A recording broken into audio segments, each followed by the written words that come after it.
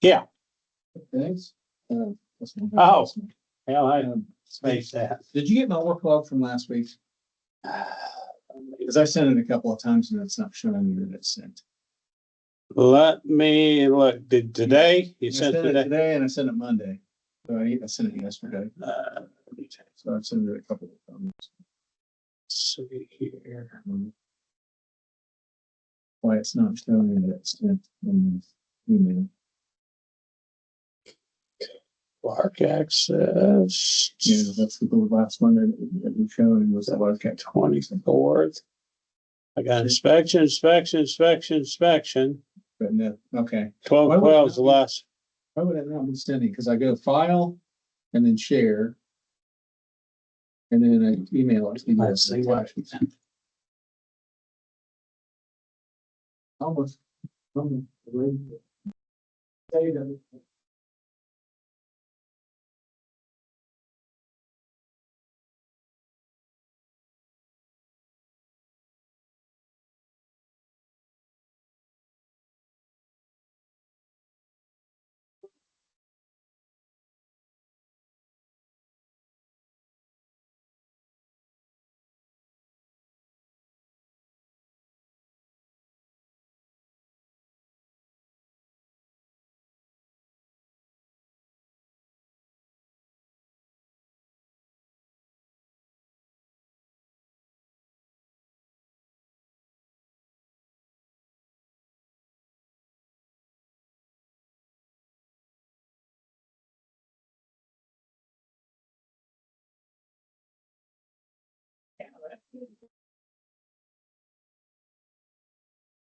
Yeah, that should be it.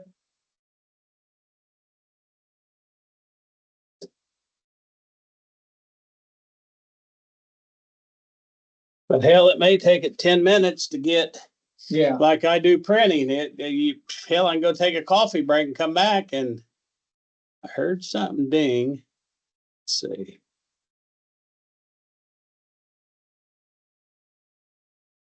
Joe.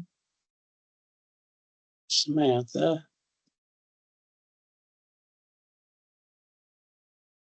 Why that wouldn't send. Yeah, it doesn't make sense. Yeah, like if I go to send items on my email, it won't show up. I've done it. Well, that's the fourth time that I've tried to send them.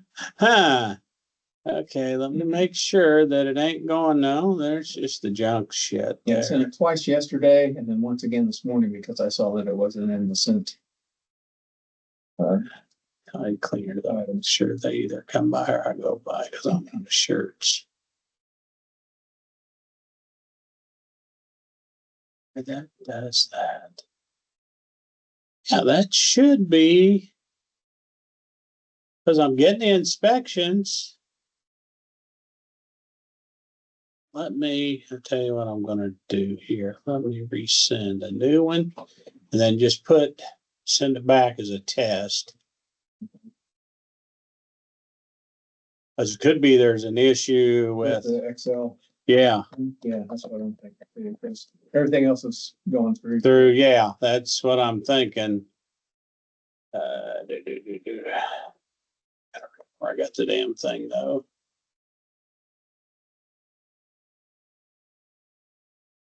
Let's see, I think there's that. Is that forms? You put shit in files and try to remember where they're at over the years.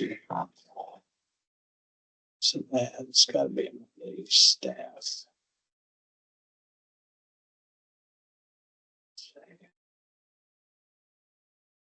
Oh, yeah.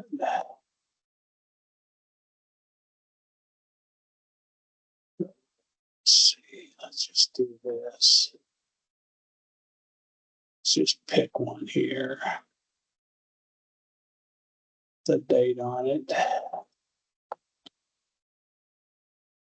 Okay, see if See if I that, get that. see if you get that, and then see if it will.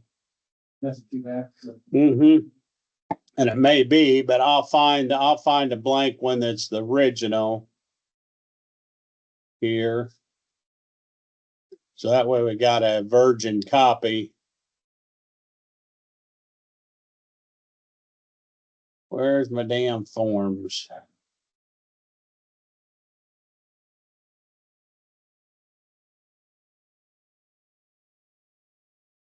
Got so many different directory.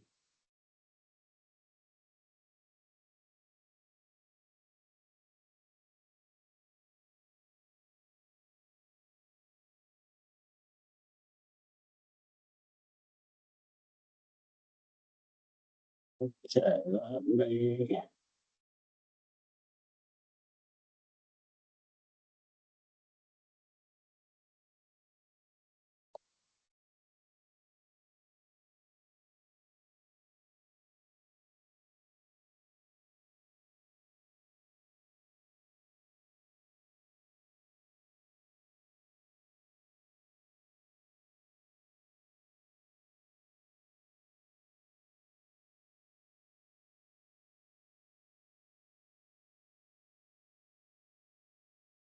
Yeah, I got it. Okay, and I sent you a new one. Okay, so just use that one. Yeah, I just sent you a blank one and try it. Just go in there and fill out something and then send it to me. Yeah.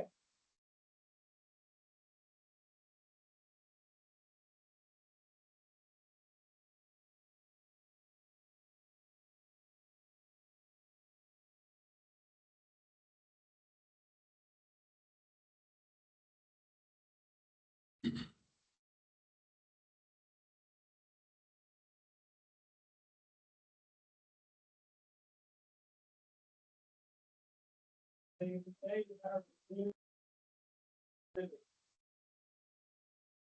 the way you're doing it is the way I always do it. Just share in the email and.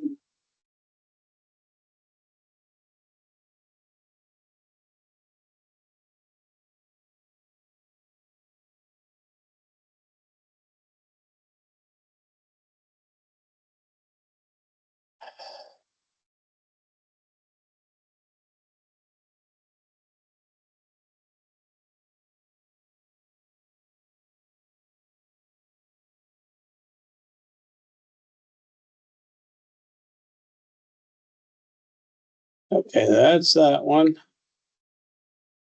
Delete out of there.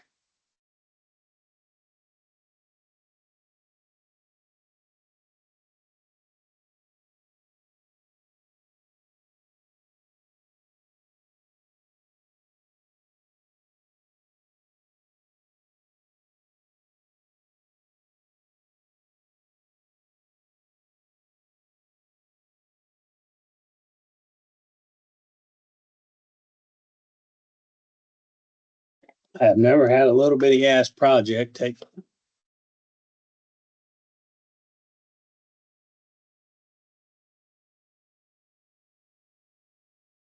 Takes goddamn long.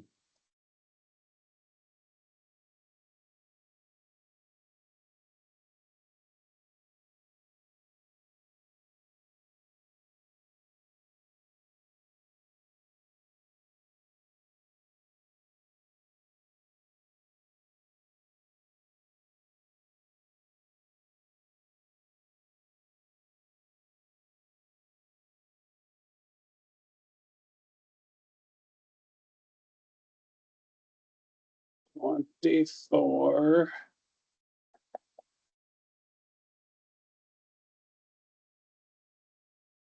Come on.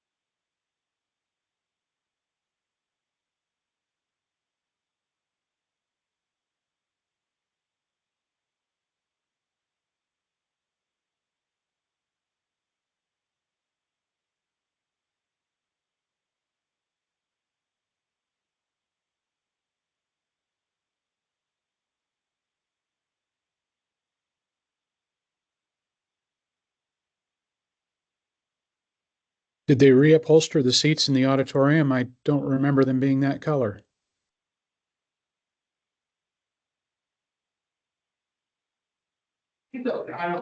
Now we should be. Okay. All right. Good morning. I know we're starting with late. One was behind you, like, road, actually on the way down here. Trying to get on Rodney, but I think we're ready to go.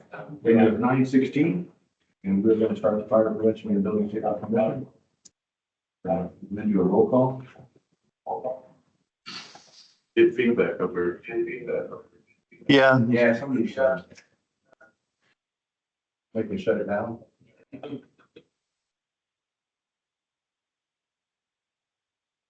Got it?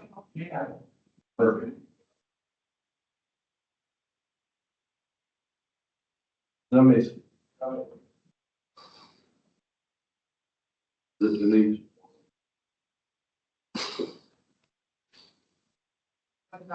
Are we good? Yeah. All right, great.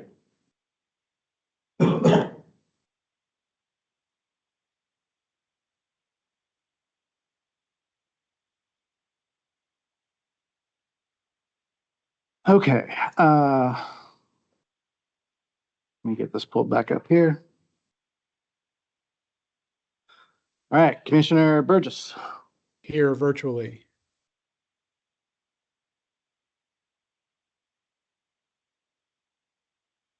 Did you hear me?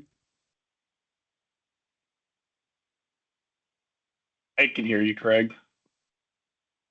Huh. I can hear you too, Mike. Looks like he's trying to say something, but I don't hear anything from him. Yeah, I'm not muted. Des, I can can you hear hear. me speaking? It's supposed to be going through your microphones. Audio system.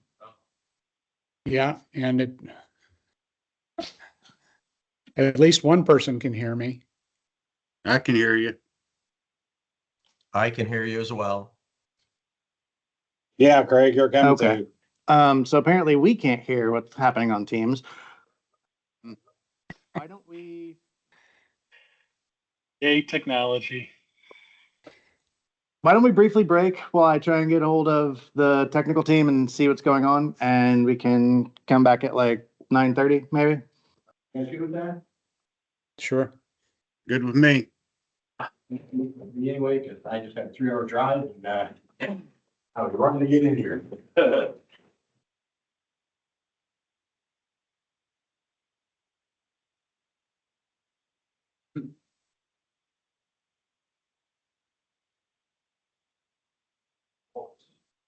He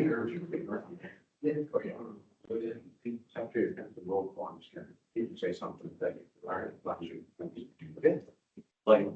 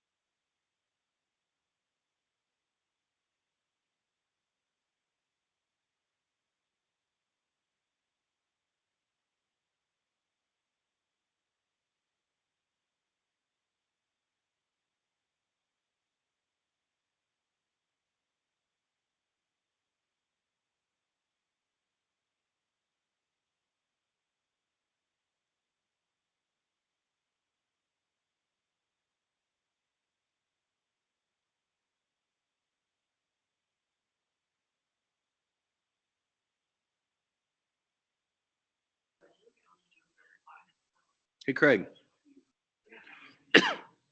Can you say something for me real quick? Sure, can you hear me? I can hear you on my own laptop, but I was trying to put a mic up to it. Yeah, when I'm talking now, well, when I was talking before, I heard a little bit of an echo, but not now. Okay.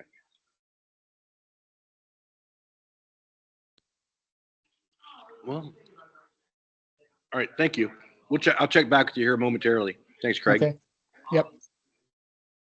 So if nothing else, we could do it that way.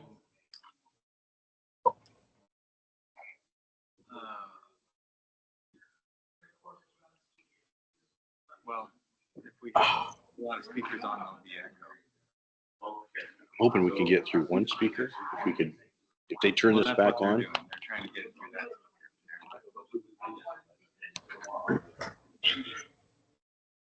We don't have. Awesome. Okay.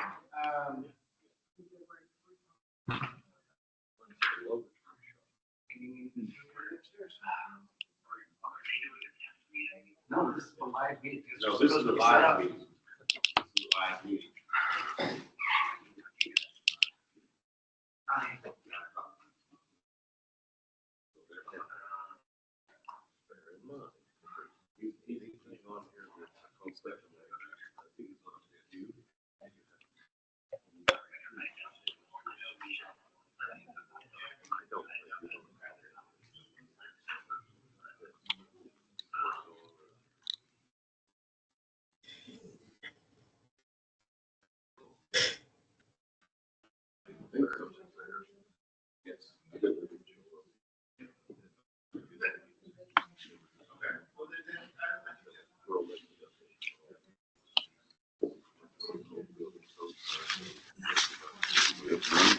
Not yet.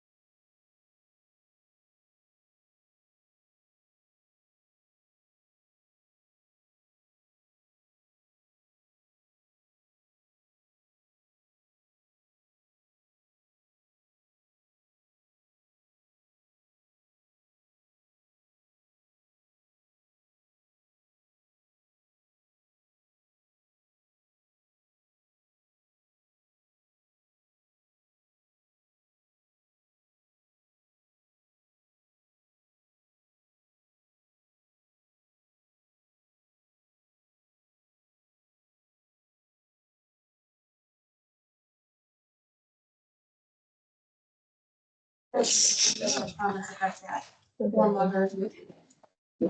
busy. See if that works any better.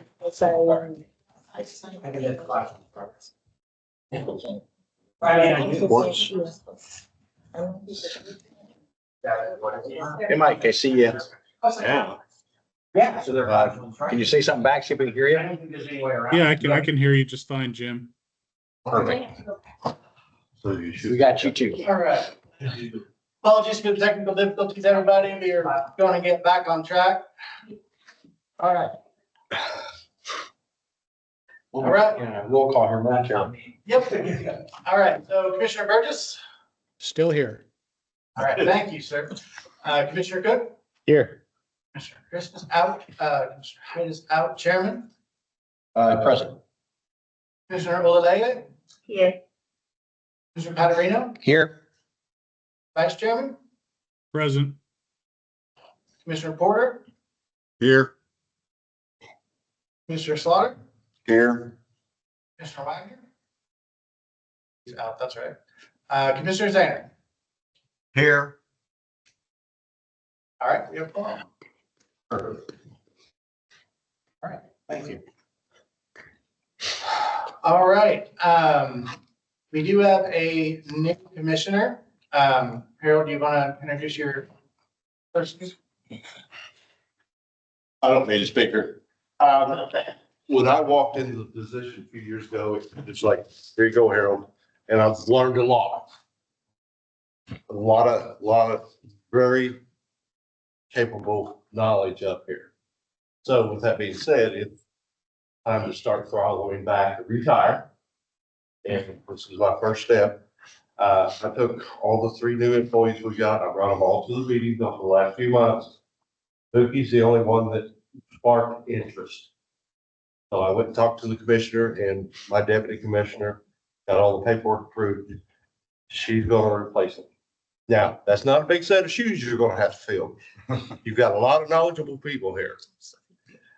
They'll help you any way you can. Other than that, I'm gonna hang out for a little bit, then I'm gonna scat.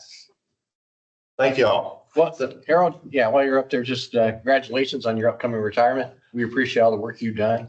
Yeah. You've been very helpful to me, and I appreciate that. Pretty outspoken, ain't I? Yeah, so. Then I lean over to him and say, time for a break. Yeah, I'm gonna need somebody to remind me of breaks once in a while, so, yeah. Yeah. And to bring me candy and donuts. Yeah. Donuts, yeah. So, but Harold, you will be missed. We appreciate Well, I'll that. pop in once in a while. Yeah. I'm heading to Pinnacle on my. Best of luck, Harold.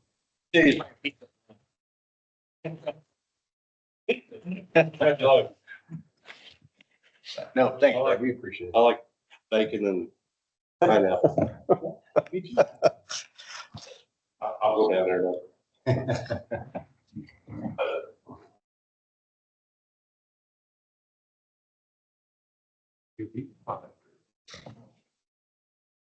Very, very knowledgeable.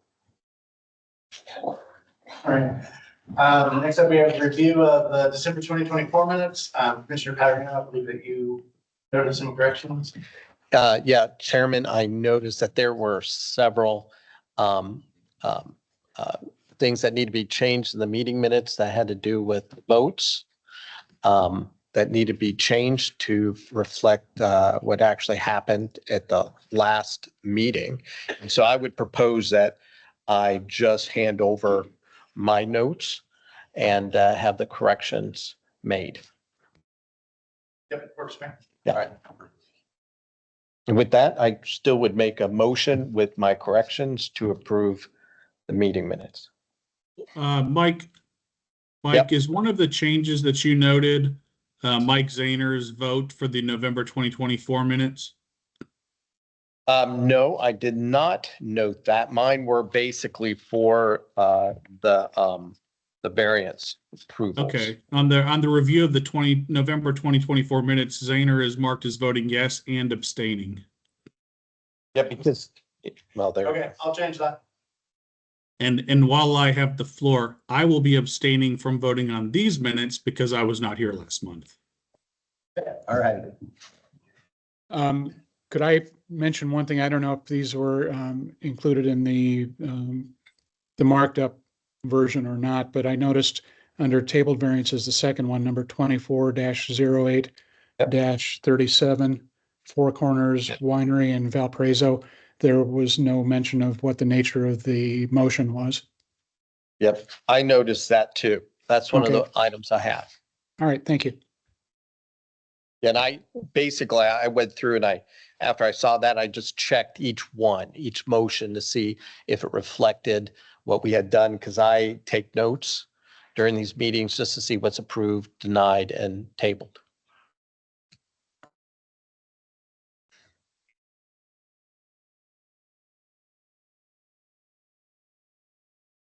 Second. Please. No second. Second. Commissioner Burgess? Yes. Cook? Yes. Chairman? Yes. Commissioner Olay? Yes. Commissioner Patterson? Yes. Commissioner Porter? Yes. Slaughter? Yes. Commissioner Zane? Yes.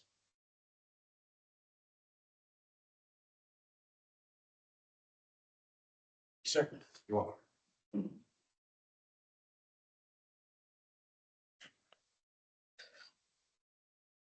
All right, next up, I need those reports and updates. Does everybody have a chance to review the variance determination reports? Anybody have any questions or concerns on anything within there?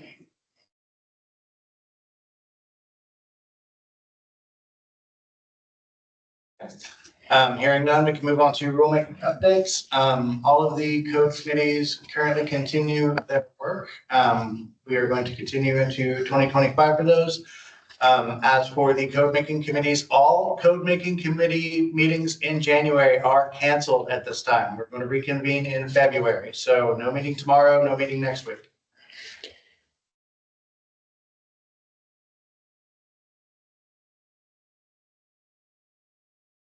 And you get that new date sent out to us? Yes. Thank you.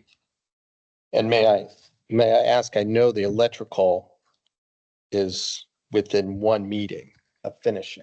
Yes. For that meeting, for that committee, knowing that you won't be there, do we know who will take that over? I can still do that if you want me to, or if you want to select somebody else, I'm also fine with that. It's completely up to the commission. No, I would just stick with that just because it's one more meeting, I think. And we'll be done. Yep. We can improve everything. And so I'm also curious, do we think that the building code and the fire code, is that close to? How close do we think that is? We are getting there. We are probably a couple months off. I would Okay. say a couple meetings off. All right, because I know Finishing probably. up financials. Good, because we were finished with that basically, except for a couple probably comments and to approve all the changes just as a group. So I think we're that close. We're pretty close. We're finishing financials on those. Okay.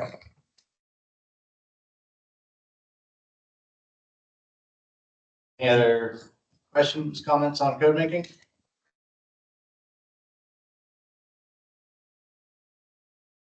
All right, do you want to jump into variances? Yes, sir. All right, so let's start with table variances. I have 240829 Al Hawk Foundation monitored fire alarm, Indianapolis. Is there anyone either here or online for Al Hawk Foundation monitored fire alarm? I think this is the third, This is actually going to be the fourth. time. Tabled on 11/7, tabled by the commission 10/1, and tabled 9/4. If there's no one here, no proponent, I would make a motion to deny. Second. First and second to deny. Those in, I'm sorry, we got to do a roll call.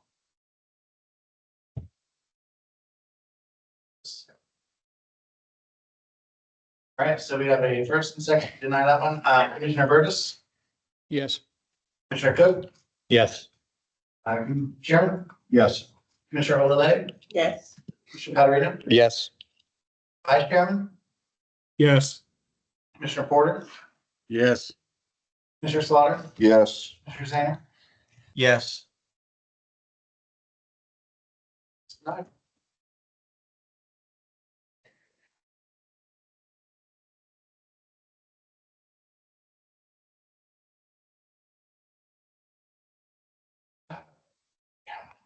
Next up, we have 240837 Four Corners Winery, Valparaiso. Is that withdrawn? Was it? Okay. Yep. How about 240940 Ohio County Holding Edition? Do I need it here online or in person for 240940 Ohio County Holding Addition and Renovation? That one has been tabled 3 times as well. Yep. With no proponent, I would make a motion to deny. Second. So we have a first and second to deny that one for 3 times no proponent. Commissioner Burgess, Yes. Commissioner Cook, Yes. Chairman, Yes. Mr. Olele, Yes. Mr. Patarino, Yes. Vice Chairman, Yes. Mr. Porter, Yes. Mr. Potter, Yes.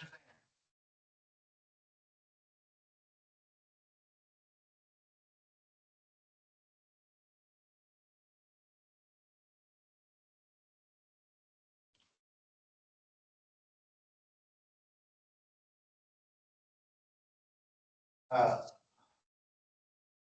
241061 Franciscan Munster Hospital expansion. Good morning, Chairman. My name is Charles Kesslin. Can you hear me? Yes.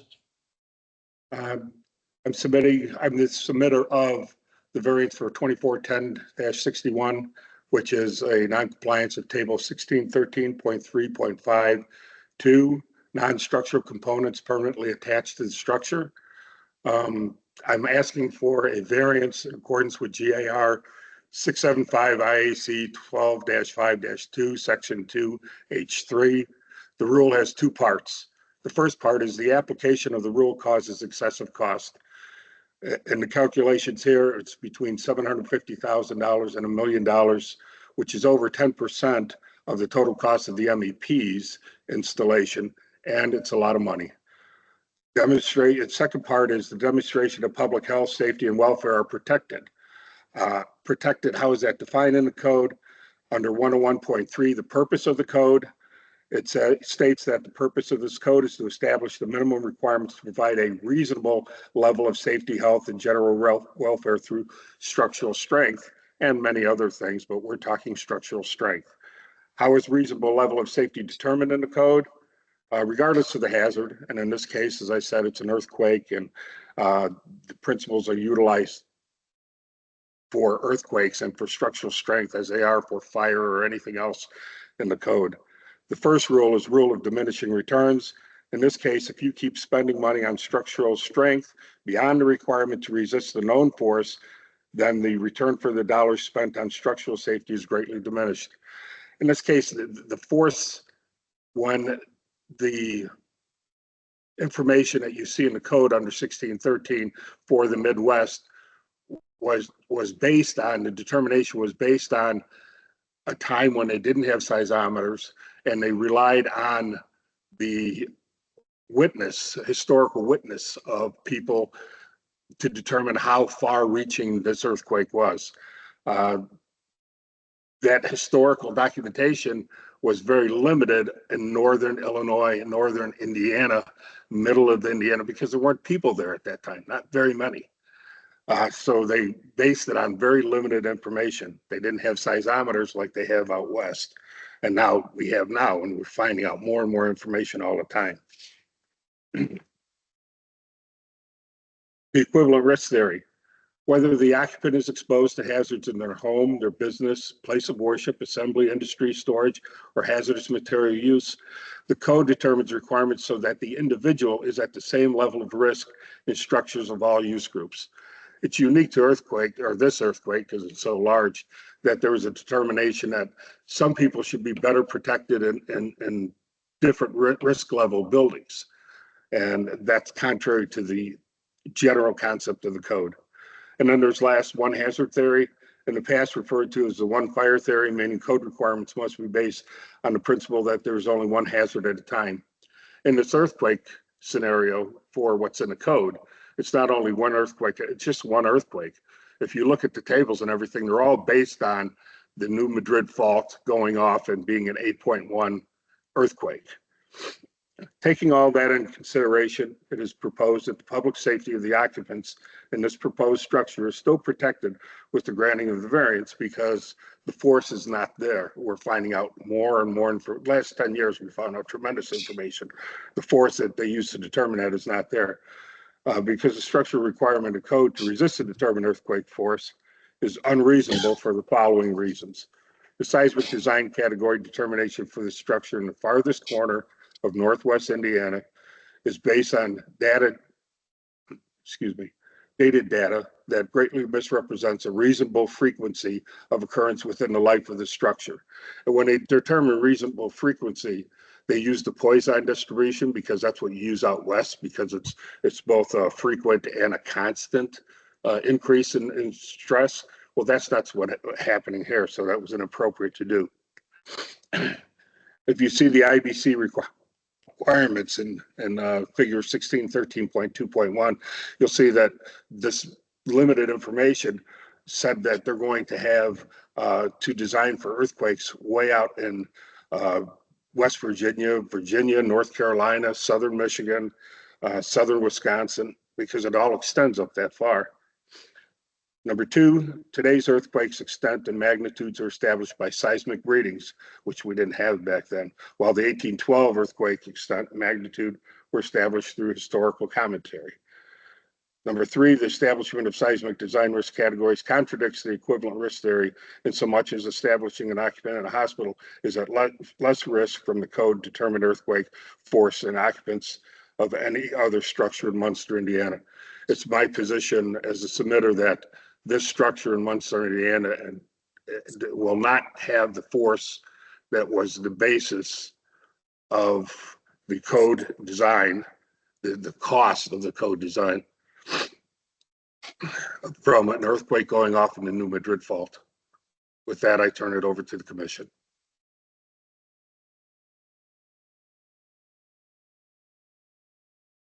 I have a question.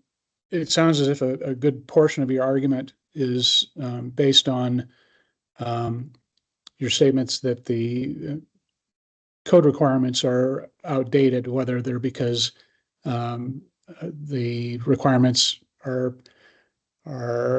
arise out of seismic activity in a different part of the state, or whether it's because they didn't have current measuring equipment or what have you. My question is, have any of those considerations been taken into account in revisions in more current editions of the code? If you get on the USGS website, they are acknowledging that these revisions are forthcoming, but they're also acknowledging that it's working very slowly because there's a dispute. Of course, there's those who always defend what they did to begin with, and there's those who are bringing the new data. And that takes time to go through, as the commission understands in adopting the new code. But they are working towards that, and there's a lot of information, even from USGS, saying that the extent of the earthquake is not near, when that 8.2 or whatever it was, magnitude earthquake New Madrid fault, that's the basis of this force, goes off, it's not going to reach that far. So has any of this been reflected in any of the more recent ICC documents? No, it has not filtered through to the ICC. The way it goes is starts with USGS, goes to NEHRPC, and then it goes to the ICC. Thank you. I have a question as well, and I asked this for some previous projects as well, so I'm just trying to be consistent as possible. 1613 in the building code, and correct me if I'm wrong, but you know, basically everything in that part of Indiana is supposed to be designed to a seismic design category B, but because of the risk category of the structure, it's supposed to be designed to a C. You're requesting to make it an A, so you're requesting to make it less restrictive than every other building in that part of Indiana. Why aren't you just asking to keep it as a B, like everything else around it? As I said before, and as I submitted in everything that I have in there, originally I had asked for it to be a B, but the current attorney, or the attorney at the time for the commission, Marla, was her name, I believe. She had went through, and I provided you with that information back and forth, why the only way, in a legal sense, they could do it is to just provide an exception to only determining per 1613.3.51, which ends up in A. And not to just say, we're going to ignore it, we're just going to call it a B. She said that was the best thing at that time to do. And just to give you some engineering or some information from the engineering end, yeah, there's a tremendous difference between C and A or C and B. And at the time, my client, when we started all this, said, yeah, B be fine. But it became A, and it's been A through all the years. Okay.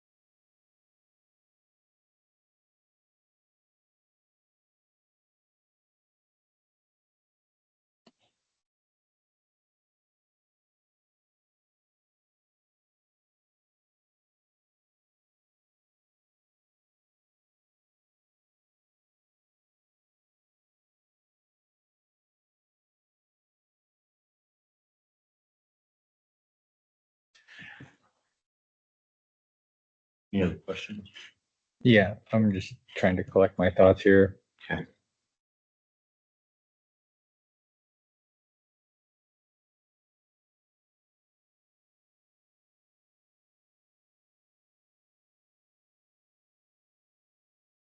Well, Logan is thinking through this. Just to reiterate from when this came up, I think it was in October. I think we had this presentation. I'm personally comfortable enough to change from a C to a B, like everything else around there. Not necessarily willing to go from a C to an A. Just to kind of put that out there again for all the commissioners. That pretty much reflects my thinking as well.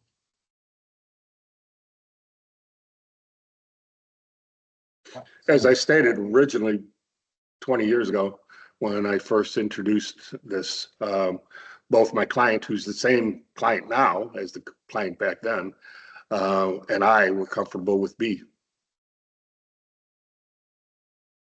So you'd be willing to be a B? Yeah. Or not to be? Yeah, so I'd you're have no willing. objection to it. I'd have no objection to it being a B.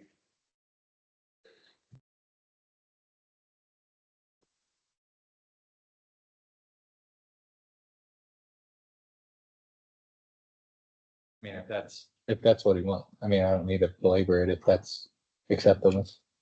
All right, sir. So if you find a B acceptable, we will, would someone want to make a, Will I get the language right, Logan?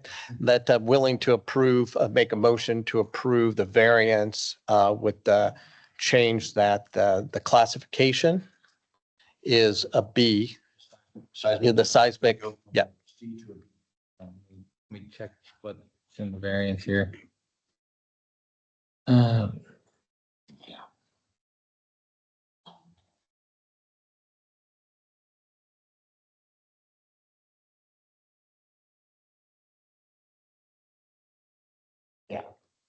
The design category determination.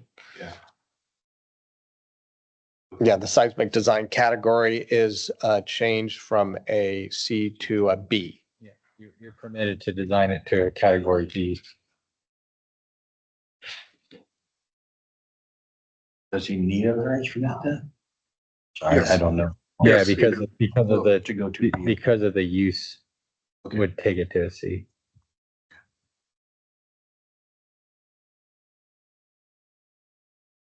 Okay, there's been a motion made. I'll second it. All right. Commissioner Burgess, Yes. Commissioner Cook, Yes. Chairman, Yes. Commissioner Lelaya, Yes. Commissioner Item, Yes. Vice Chairman, Yes. Commissioner Porter, Yes. Commissioner Potter, Yes. Planner. Yes. Approve the stated conditions. Thanks, sir. Thank you, Mr. Chairman and Commissioners, and thank you for your time. Thank you.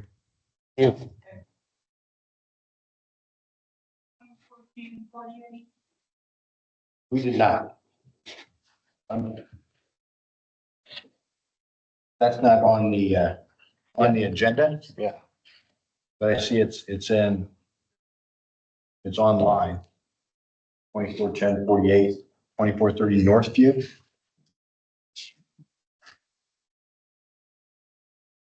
If it is on, then it's done. Do we have time for that today or move it to next month?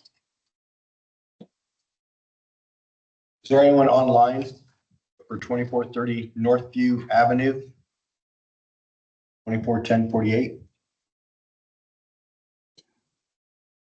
Since it's not on the agenda, can we table it? Should we table it or just No, not? we'll take Yeah, no action. because there's no notice. Yeah, I don't want to table it. Yeah. Take it away from. Yeah, Yeah. exactly. We'll just move it to the next month's agenda. Thank you, Denise. Ready to move into new variances? Yes. All right. First up, we have 22 new observation deck over all of us. Anyone either here What is this? anyone here online for 241282 new observation deck, Boulder Hall? 3504, or I'm sorry, 3507 North Briarwood Lane, Muncie. Yeah, this was referred, we couldn't make up our mind what we wanted to do with this. They want to have an observation deck with stairs, no ramp. There is an observation platform below it, but they want to do away with the deck to be accessible for the second floor. It's open space.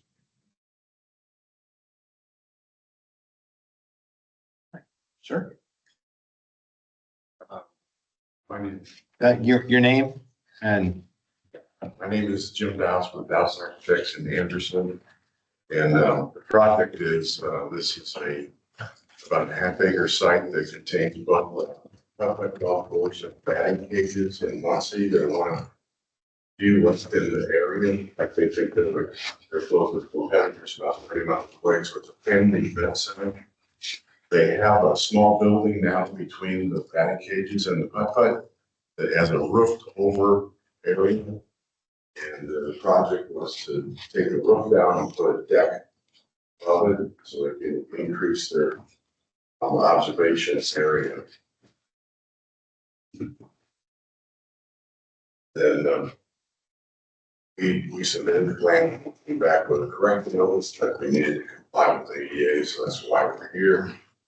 We're claiming hardship. There's in two cases, there's no room on the site to do a ramp. A ramp would be, the deck itself is 385 square feet.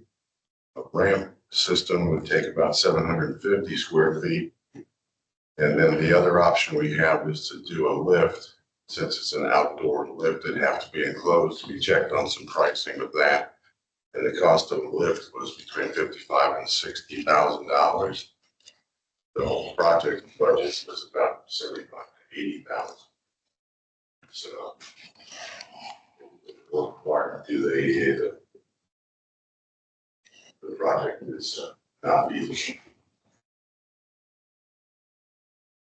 What's so I'm just trying to figure out, so you guys had potential costs associated with making the upper level accessible would approach 15,000. And now you said adding a lift would be 55 to 60,000? On your facts, on your submittal,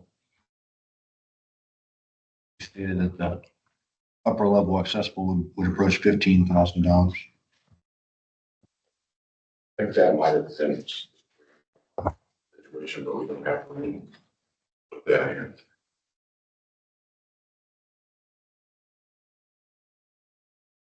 Does it make sense to do some type of intermediate platform where it's a little lower than the higher one, but you could still build a ramp to it with less space?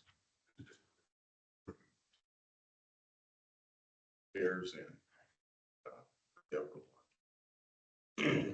it's a very tight area, isn't it? We're gonna have to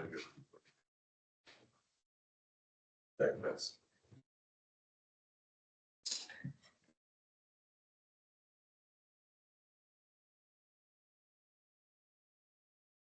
There's no area to the right there? yeah, there's a small area about 4 or 5 feet there. Yeah, because I'm looking at one of the pictures. Looks like a bit more than that, but yeah, probably not more than that, maybe 5 or 6 feet.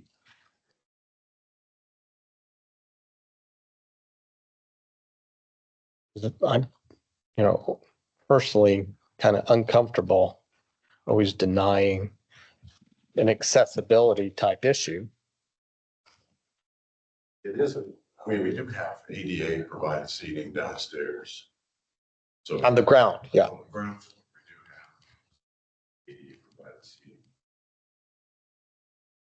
What is and I don't have code, but I don't know what the number, what is the number of occupants on that deck that requires an ADA? Is there a number to that, number of individuals, or just access period? It's just access. Okay.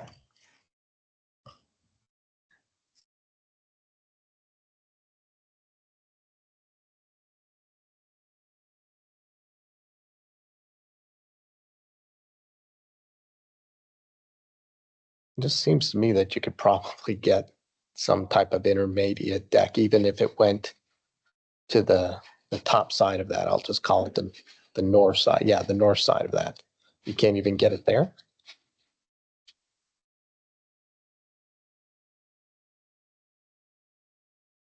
I see there's a green there, but in the pictures,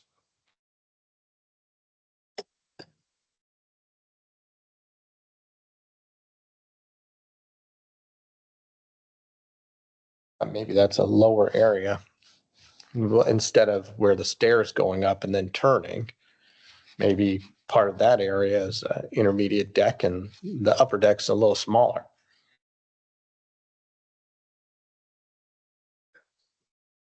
Seating down on the ground area. Yeah, but if I'm spending a lot of money in gaining those seats. No, I understand that there's a fiscal type issue here. Trying to find another way of, providing some accommodation at a height that you can maybe not oversee the whole thing, but there's some, middle ground here instead of just denying accessibility, period.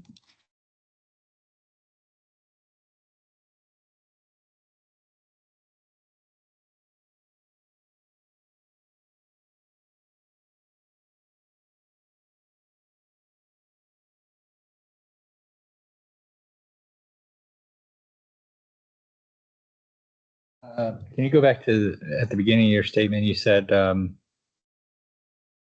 you were talking about the business being one of the few in town. Is that right?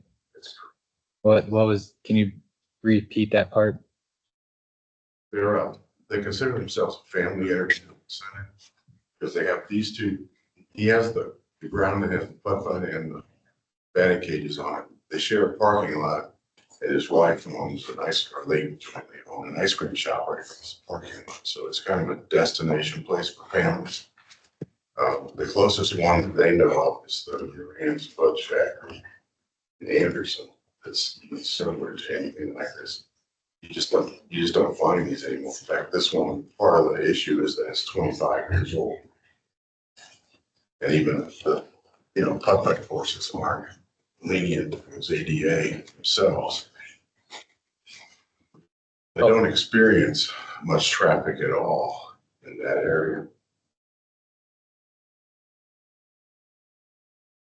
Well, so wait, on one hand, you're saying it's one of the few around so that it's a destination place, but on the other hand, you're saying there's not a lot of people that come?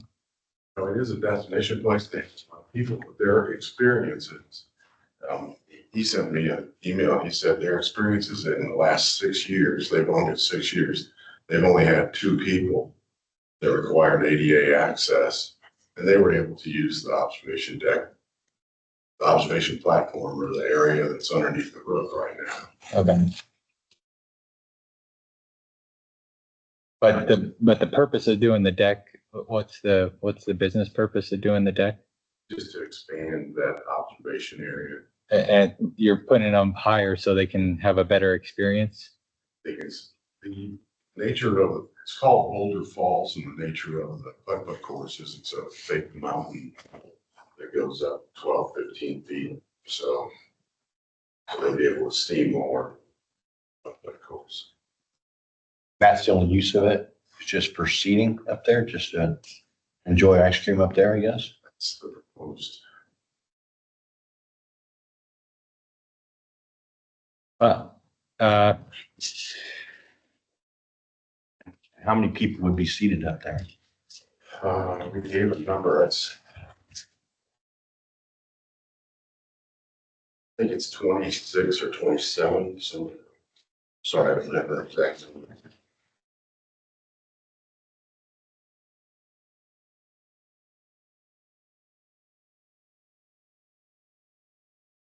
We're showing 22.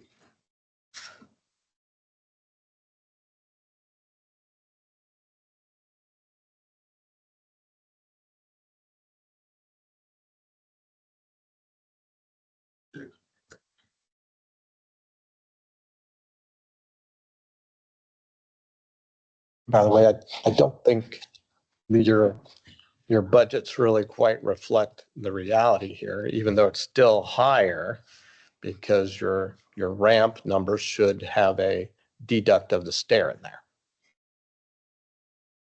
Right? You're not building the stair.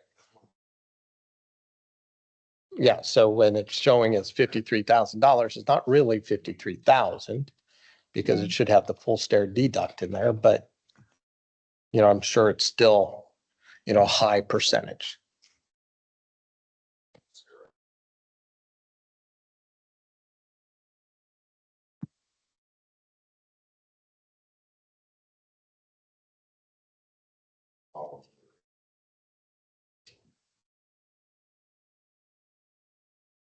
I didn't put a number out there. All I said is there's probably should be the deduct. On your actual submission that you sent in to the state, under the facts that you labeled, demonstration of undue hardship, that's where you had Yeah, I'm looking at the letter. Yeah. that, you put that in, but looking at the other portion of it. I didn't hear that. Yeah, I'm looking at the November 20th. Yeah, on that letter, you have, with the budget in there. Yeah, the detail of the budget. It's 53,000. Yeah, you have it in here. You have the detailed breakdown there of 76 for the proposed observation deck, and then saying, hey, there's another 53,000 if we do the ADA ramp, but it's really not 53 because you didn't do a deduct for the stair.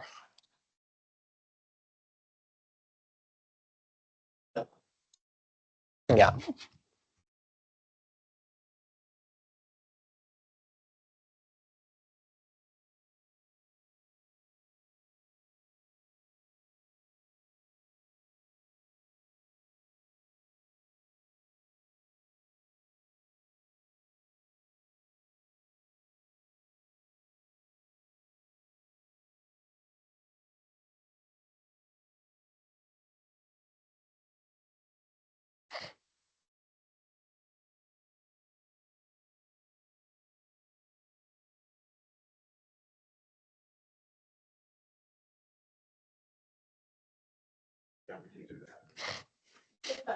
There's an ADA exception. So if we could evaluate it under the ADA exception, and this build complied with the ADA. When the building code was adopted, you had to adopt the accessibility standards across the board without the ADA language, which is more of a law than a specific code. And it allows 25% of the seating areas to be raised and that's the accessible area as long as the decor is the same. So we could take a look at his whole entire site. He might meet that exception in that way.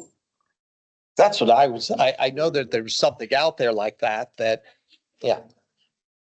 The agenda came far, I don't know where this place is, but it's second or you can do the next one to. April Anderson is long trip this morning.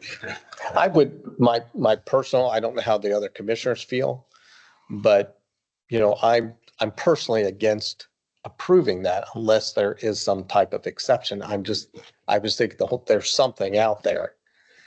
Yeah, if we can figure out what that is, I think that would be the right approach. You'll see these around. Yeah. Sometimes it requires increasing the seating area on the ground level. Yeah.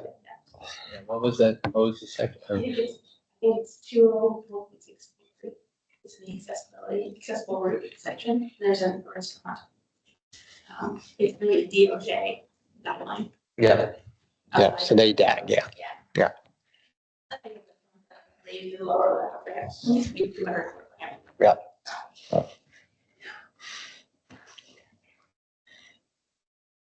So, let's give you a minute. Yeah. That, Do we have to table and then? Something else. Okay. All right. We'll move people to. Yeah. Perfect. No, thank you. I appreciate the help.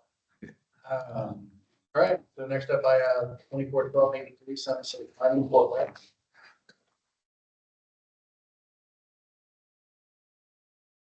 Is there anyone here for Yes, I'm here. 3 Summit City? All right, Mr. Welling? Morning.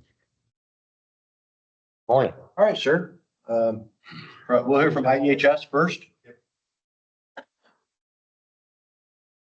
Yes, this is a climbing structure in a building. It's required to meet Class C rating for interior finishes.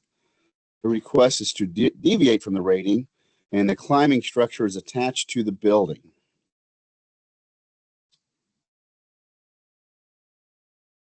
I haven't seen one like this. Mr. Welling?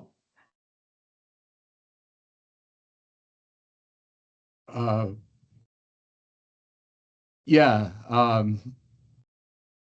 because of the size of the room, most of the structure is attached to the walls. And they were designed to meet the requirements for wall construction. It's a 5B construction, so it's wood framing. It was all designed and engineered to support the loads and everything. And it's covered with plywood that's been sealed with a varnish.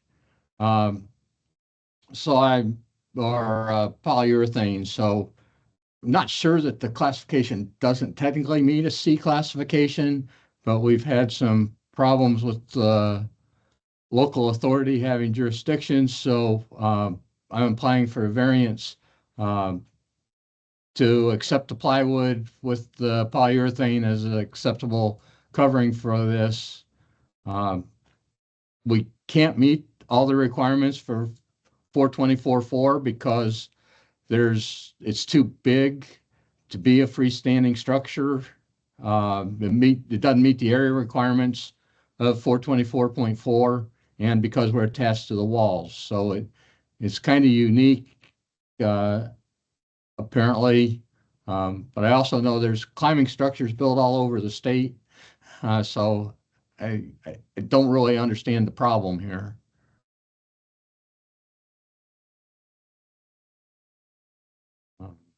All right, so I did meet on site with the building commissioner, Joe Hutter, in Fort Wayne, because this is in Fort Wayne. We did look at it. The building itself has separation between this area and the rest of the building, and the rest of the building is sprinklered, as well as a fire alarm. And then this portion has a fire alarm system in it as well. And along with the building department, once we were on site and took a look at it, we didn't have any issues with it.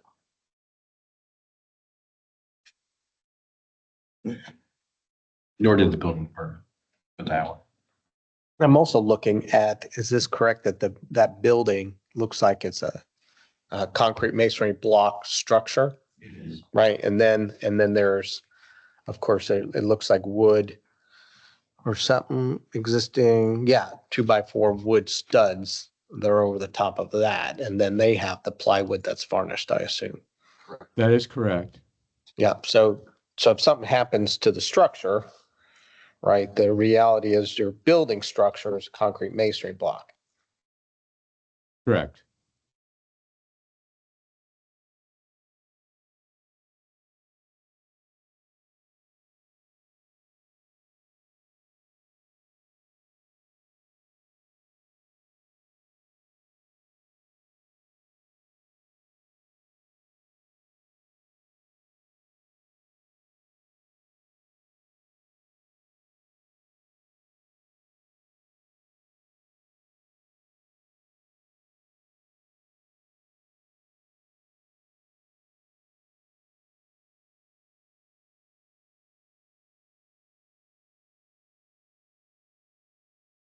Unless somebody has a question, I would make a motion to approve. I would second that. First and second to approve. Commissioner Burgess, Yes. Commissioner Cook, Yes. Chairman, Yes. Commissioner Rolla, Yes. Mr. Patarino, Yes. Vice Chairman, Yes. Commissioner Porter, Yes. Mr. Slaughter, Yes. Mr. Zahner. Yes. Like that was approved. Approved. Thank you, Mr. Rowley. Thank you very much. Next up, I have 241284 Camp Lakewood, Walkutville.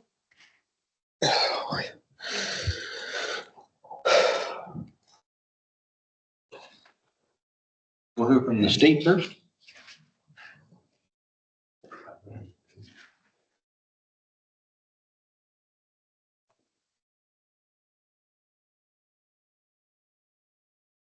Yes. Who's on for the state for this one? 241284 Camp Lakewood Cabins. That is me. I am sorry. Daniel, you're muted. Oh, am I muted now? No. Fine. No. We got you. Sorry, my headphones died suddenly. Okay, 241284 Camp Lakewood Cabins. The code mandates that an automatic sprinkler system installed in accordance with section 903.3 be provided throughout all buildings of the Group R fire area. The submitted requests to not install a fire suppression system in the new camp cabins. Instead, they request to implement an emergency access plan. We were concerned that this proposed alternative was not sufficient to meet the increased risk, so we deferred it to the commission.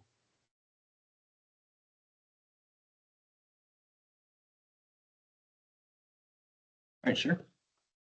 My name is Dan Ginder, and I work at Camp Lakewood. We are a summer youth camp for kids, 40 minutes north of Fort Wayne.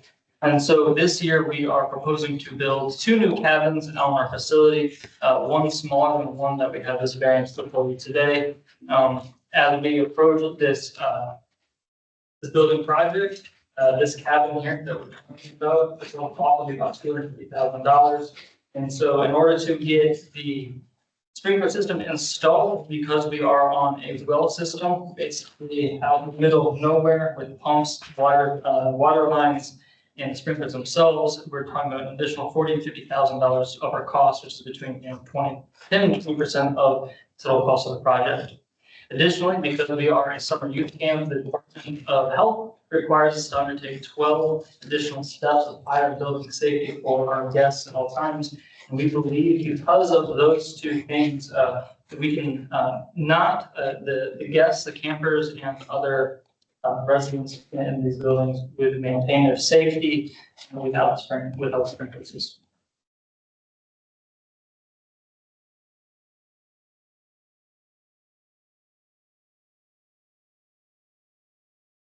How many cabins are on site right now? 10 cabins on site. None of these cabins have any water system in them, so they're just 15 by 20 basically boxes with some electricity for lights overhead. Otherwise, there's nothing there. The two cabins will offer us 36 additional beds. Yeah, and these new ones, of course, have bathrooms. Yeah, these new ones, this one particular will have a new bathroom in it. So there's if you're 5-year-olds walking in the woods, it would be, that's kind of the hard behind it. There are Yeah, no no cooking doubt. facilities in any of these, is that correct? That is correct. No cooking facilities. Do the windows that you show as secondary exits meet egress requirements? Yes, the windows will have 6.5 square feet of opening to exit. What kind of windows are they? Are they like a single hung? Yeah, single motion, remain unlocked, so you just slide it open and go out. Screens on those windows? Yes. And the age that's in the cabin? We serve between elementary age kids, so between 5 and 11 years old. Is there an adult in each cabin? 2 adults. Yes. And how many kids are in each cabin, did you say? So this cabin would be able to sleep up to 18 people, so we'd have at least 2 adults, so up to 16 of those elementary age kids.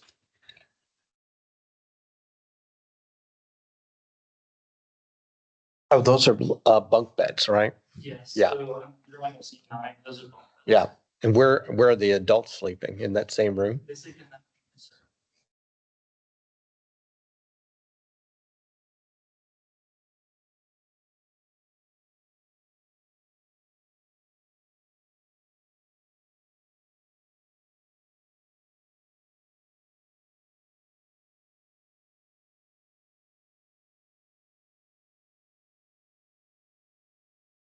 You conduct fire drills too, I see. Yes, we're reporting to the first 24 kids. So.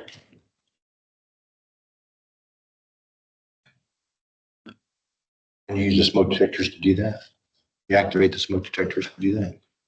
Not, in our current cabins, no, but it would be good if that's what is asked or required of us.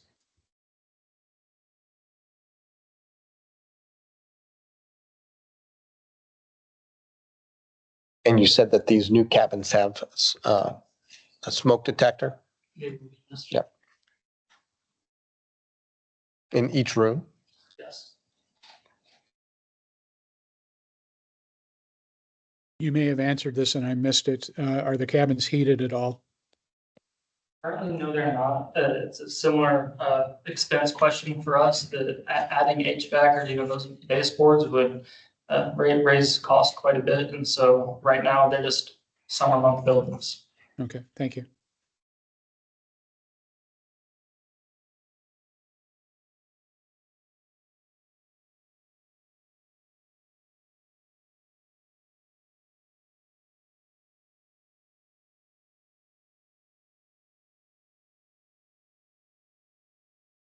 And your procedures here, they're currently being used, right, at the other cabins? Although I'm not sure if an orange ape is the right thing. I like that.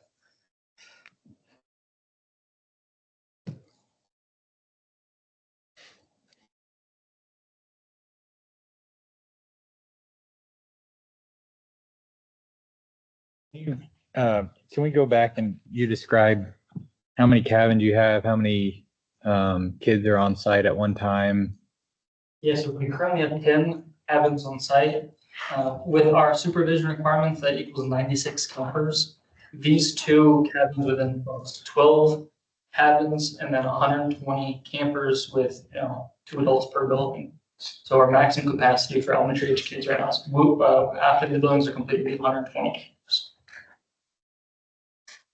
And you have no problems ever having adult supervision there? You're not like short of staff? So it's been a long while. Okay. We're a local, we're a church camp, so we partner with local churches, and so when kids show up, people from their congregations show up as well to help supervise those kids, and they get a full day training on Saturday, and part of their training is fire safety. And these be the only 2 that have the activity open space room? Are the rest just sleeping cabins? Yeah, so even one of our new cabins will have no meeting activity space in there. We're just really trying to add bathroom space. It is our biggest concern right now. We have 7 female showers on site right now, which is further hindrance during shower time.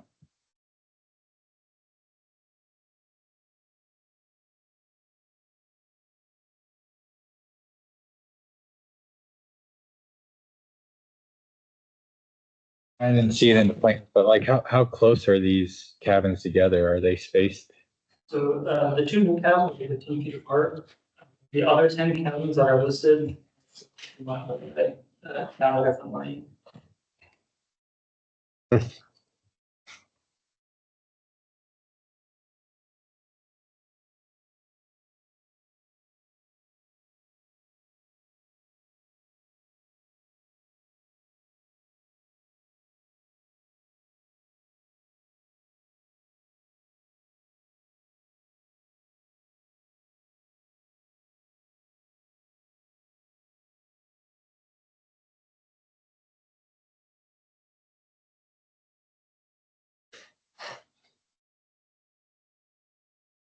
So you got a well that's capable of supplying water now for those restrooms. That's part of that's part of why this district is so expensive. We would have to have a holding tank and several pumps to make sure that it would have the amount of pressure to do the sprinklers going on.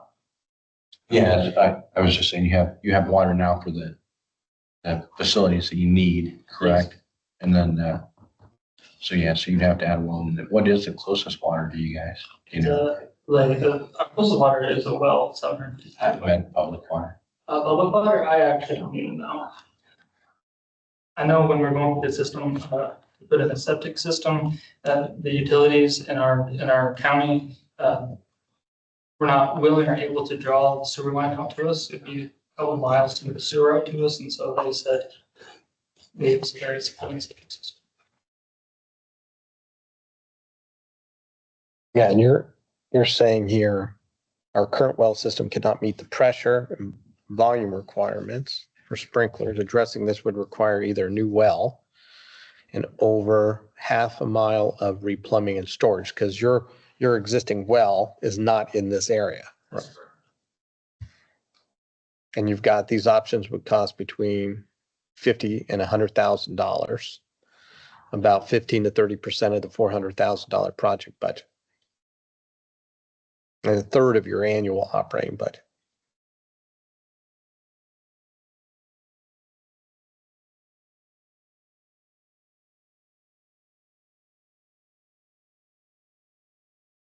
And how long is camp for the kids? Is it summer? Is it like a week at a time? Yeah, it's June and July months.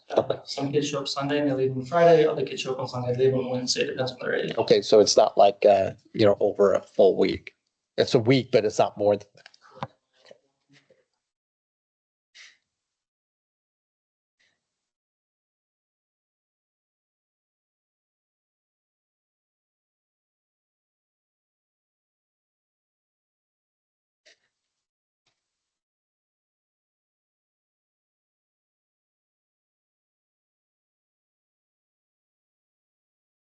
Unless somebody has an issue, I would make a motion to approve.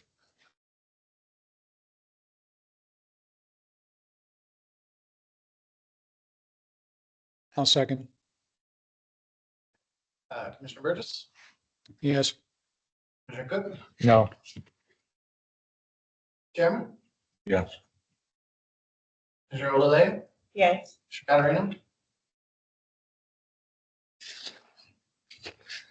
Who? You. Oh, me, yes. Oh my God, I didn't hear my name. Thank you.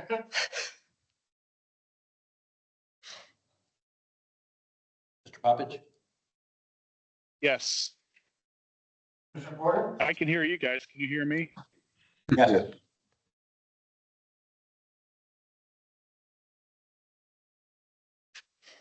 Commissioner Porter, Yes.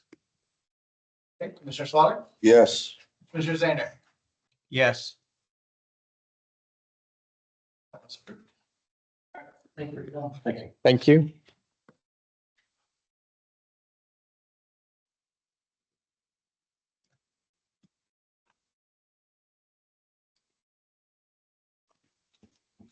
All right, next up, we have 241285 Harvest Moon Event Center in Ghostport.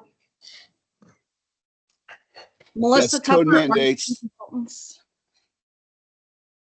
Chapter 34 can only be used for a class 1 building. This the submitter wants to use a chapter 34 to convert a barn to an A2 occupancy. Melissa Tupper, RTM Consultants. Can you hear me? Yes. Good. So this is our standard variance to permit a barn to be converted to an A2 event structure. It's 1 story with a mezzanine, very small. The first floor is under 2,000 square feet. We have a structural evaluation by an architect. The building will have smoke and heat detection installed throughout. Shunt trip, maximum travel distance is 74 feet. We'll have exit signs and emergency lighting. Our calculated occupant load of the assembly space is 127. We have exit width that will accommodate 320 occupants. No open flames, and lighting will be commercial UL listed.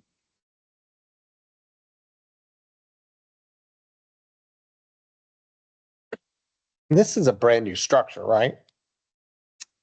No, it's existing. Okay, because I was looking at the section, the last one, and the shaded walls, it says new. I think it said new walls, and I was like thrown by that. Yeah, it denotes new full height walls on the drawings. I'm sorry, I was on the last sheet on AE 301.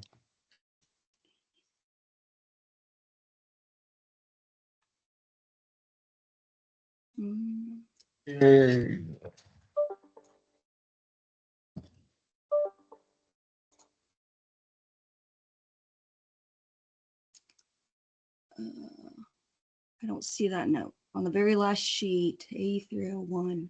Yeah, I was just looking at the section cuts, the section cut, Right. and it shows the exterior wall and the roof shaded, and Oh, then the down. yeah, I think that's just the shading. It's not shaded. It's the insulation that makes it look shaded. Gotcha. Okay. Yeah, That if would you make zoom sense. in on the wall, Okay. you Yeah. can see like it's not, it's a different, it denotes something else, not Okay. not new. Yeah, it's existing. Okay. Thank you. Yep. What was this building constructed for originally? Private structure on his property. Yeah, So not a barn. Yeah. So like he's got his little private office upstairs and, storage below.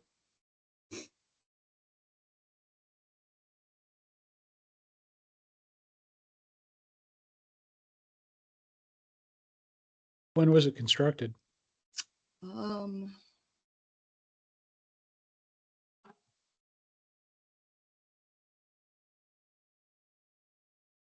Agriculture use in 1990, according to the letter.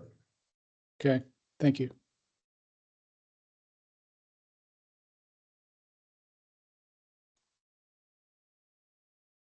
As an event space, what are they going to do in there? Your typical weddings and Okay. obviously not big. It's not a very big space, but bridal showers, baby showers, that kind of thing.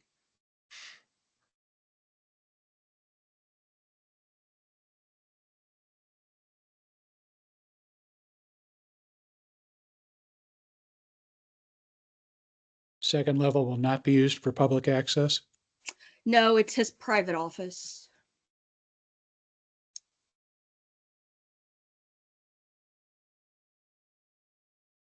The structural letter only refers to live loads and not lateral loads of the building structure. Do you know if they performed analysis to determine if the lateral loads from wind pressures on the structure are satisfied?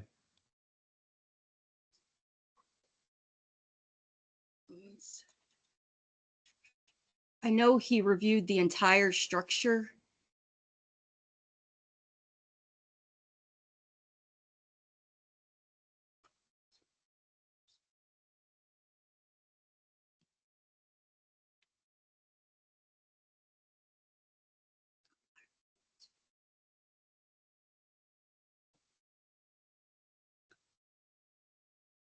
But the letter only refers to live load requirements when there's lateral load requirements to consider, snow load requirements.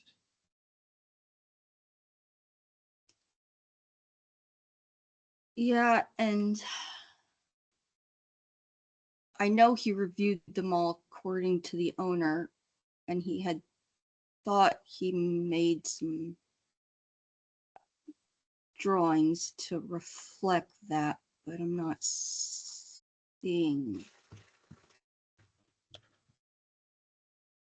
Hello? Yeah.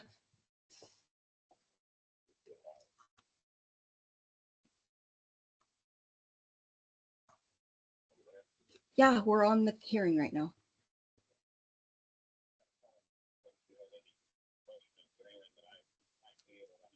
Can you, are you on? Sorry, I'm talking to the owner. He just called me. Are you on the meeting right now through your phone or online? There should be a thing to unmute yourself.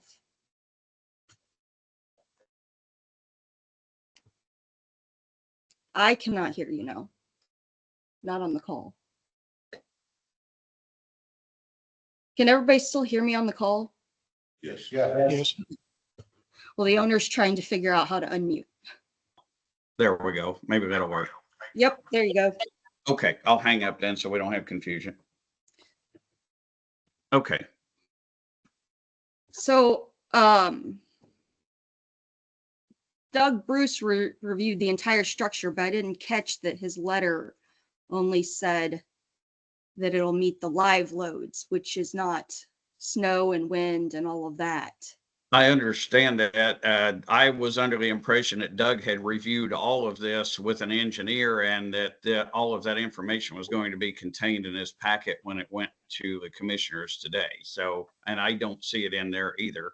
I'm not quite sure why it's not in there because I was told that everything was done. So. Well,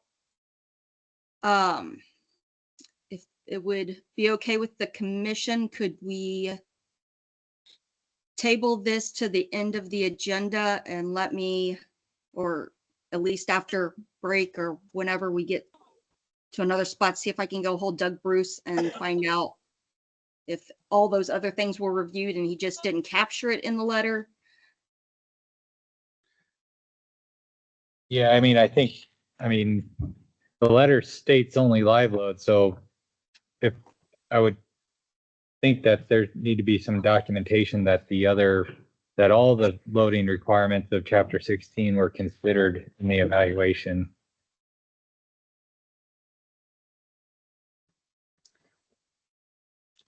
Okay, yeah, I didn't catch that it only said live load when I looked at it. So if we can just table this till later in the day and I can try to get a hold of him. Yes, we move to the end of the agenda.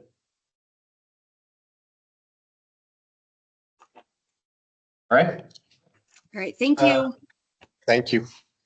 Moving on, we can do 24/12/86 A and B, mixed services trailer for.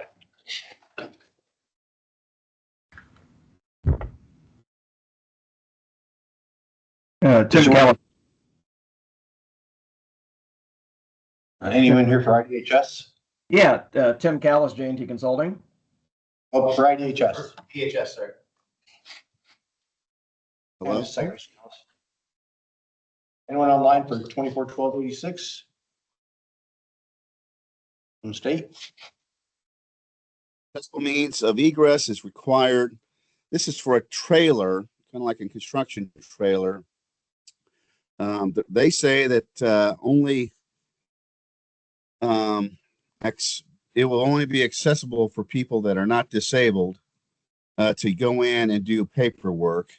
There's another place in the building for those that are disabled to have a room to do their paperwork. So we're confused about the situation and forwarded this on. Thank you. Mr. Callis? Yes, give you a little preface on this issue. This is a mobilely sealed by IBS plan review manufactured trailer, and it was put on this site a few years ago. And then the building official came by and said, "Hey, this has been sitting here long enough. You need to file it with state plan review for site location," which is true. It should have been filed a long time ago. But this has been an active, basically a workers trailer for at least 2 to 3 years. Obviously, when we got the plan review, they mentioned that they have to have an accessible route to get into the trailer, which is the correct site. After we reviewed this, this is a plant with administrative offices. If you look at sheet site plan A1100, it's right next to the precast section of the manufacturing of precast panels. And so originally, before this trailer was purchased and put on this site, the employees that work in the plant, when they would take their breaks, they would just go out to their trucks and drink coffee and shoot the breeze a little bit. They had to go to the restroom. They travel about a football field or more to the administration building, which is, I think it's north, to use the restrooms. So they decided, well, we need some convenience for these workers. So because it's taking a lot of time, they have to get in their trucks and drive over there to use the restrooms or do whatever, they warm up or whatever, but usually they sit in their trucks. So that, well, let's get this trailer and use this as their kind of their break room. So it's normally unoccupied. These workers come in and out, they pour the concrete, they set the forms, pour more concrete. It's not a heavy, it's a very minimalized heated building. So when they get chilled or when they need a coffee break, they go to the trailer, have a cup of coffee, talk to the manager, 2 managers in there. And if they have issues with the concrete pour or some of the testing they do for the concrete, they'll go into manager and see what they have to do. But normally they have 2 managers. They work in and out of the plant too. So, a ramp to me doesn't make a lot of sense. This is a Title I issue that an employee, you don't see that very often where they're going to sue their employer because they don't have access. So if one of these guys gets injured of any sorts on site, obviously that workman's comp would take care of that. And people that they hire to do that might be mobility impaired, they'll put them in other parts of the accessible building. But in any case, they do have an accessible building. They can go to use those restrooms. They have accessible entrances. If by any reason they would not be able to get to this trailer, and it'd be nothing different than they did before the trailer was placed on site. It's kind of nothing different than a construction trailer. So again, this is how we ended up where we are, is just the fact that it was not cited, but it was told by the local building official, hey, you better get this filed. And so it's been sitting there for quite a long time. And I didn't put a cost hardship down because it's more of a practical thing where, ADA talks about that if you don't have an accessible route into a building, you can provide signage that will direct you to an accessible entrance and accessible route to another part of the site. We're willing to do that, but these are construction workers that are familiar with their site and they know exactly where the accessible entrance is that they have to use the main building. But these guys are, they have to be physically, these guys are using, not to use the wrong word here, but they're creating forms for precast panels. They're pouring the concrete. They have to use vibrators. They have to use all kinds of physical demanding activities to pour these precast panels, especially with the cranes and everything. These guys usually drive forklifts and other machinery. Like I said, this is strictly for the stop by, so they don't have to spend all that time driving their trucks up to the main building to go to the bathroom. Is the main reason why this is sitting here. You mentioned that managers go into the trailer. Yes. Are there offices in the trailer for those managers? Yeah, there's 2 small offices. And again, So- oh, go ahead. I'm sorry. No, okay, you're okay. You might have been answering my question. Please. Okay. So yeah, so they put the 2 offices in there. So these managers, they'll do the paperwork for the orders for the employees that work out. There's about 10 or 12 guys that work out in the plant. And, but they have to frequent the plant as well. If they run into issues, they have to grab the manager and come out and make decisions in the plant itself to make sure they, what the issue, if there is an issue, how to fix the issue. So they're back and forth from the trailer too. Like I said, previously when the trailer was not here, they were working over here in the main plant administrative area. And they would have to drive their trucks up there and grab the manager and have them come back out to the field and take a look at what the issues are for when they're doing their jobs. So the manager cannot be in a wheelchair, basically, because they can't access the trailer then. Yeah, I mean, yeah, correct. I mean, they have to be very mobile. Have you priced out? I mean, there Yes. are prefabricated ramps for construction trailers. Yeah, it's $35,000. So it's basically 100% of the cost of the project because there's no project cost. Well, that's not true. I mean, you built the trailer at one point. Well, yeah, 14 years It's or 8 years ago. It's a cost of doing business. If you would have built the ramp then, you wouldn't have to pay inflationary costs over the past 2 years. Well, I understand that. But it's, again, they weren't aware when they got the properly sealed mobile unit, they didn't realize they had to file with the state until they'll be able to told them. So like I said, it's been sitting there 2 or 3 years. Yeah, I mean, it's not a construction site. Even though you're calling it a construction trailer, this is a factory. This is a manufacturing plant. And you have employees that if you're treating this as a permanent office or break room for these employees, you're providing offices for managers that you're basically restricting anybody that may have a accessibility need from being a manager in this office. And I think that it's a relatively low hardship to add a ramp to this trailer. Well, and that said, again, they do have provisions in ADAG and also in ANSI, where if you don't have an accessible route to this building, as long as you have an accessible route to an accessible entrance and accessible routes to an adjacent building, as long as you have signage that points people to that direction, that's an accepted methodology to provide a reasonable accommodation.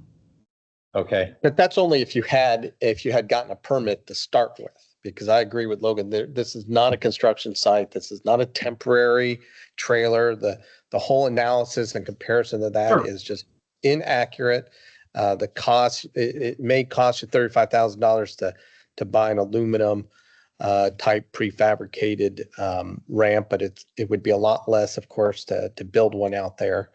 Right. And if you had submitted properly as a quote unquote permanent type office and break room, you would have had to build a ramp. And we really can't get into the whole analysis of whether, there is a reasonable accommodation or not by going elsewhere. That is not up for us to determine. And that would be something that you would determine after you had gotten, places properly with a permit. So that is not, something that we can even or would evaluate. All right. So again, like Commissioner Cook said, so if somebody were to be mobily impaired during their work, they would go back. They would actually be working in the main building that has duplicate services that would be in the trailer. So if they didn't work in that office, they'd work in the offices in the main building.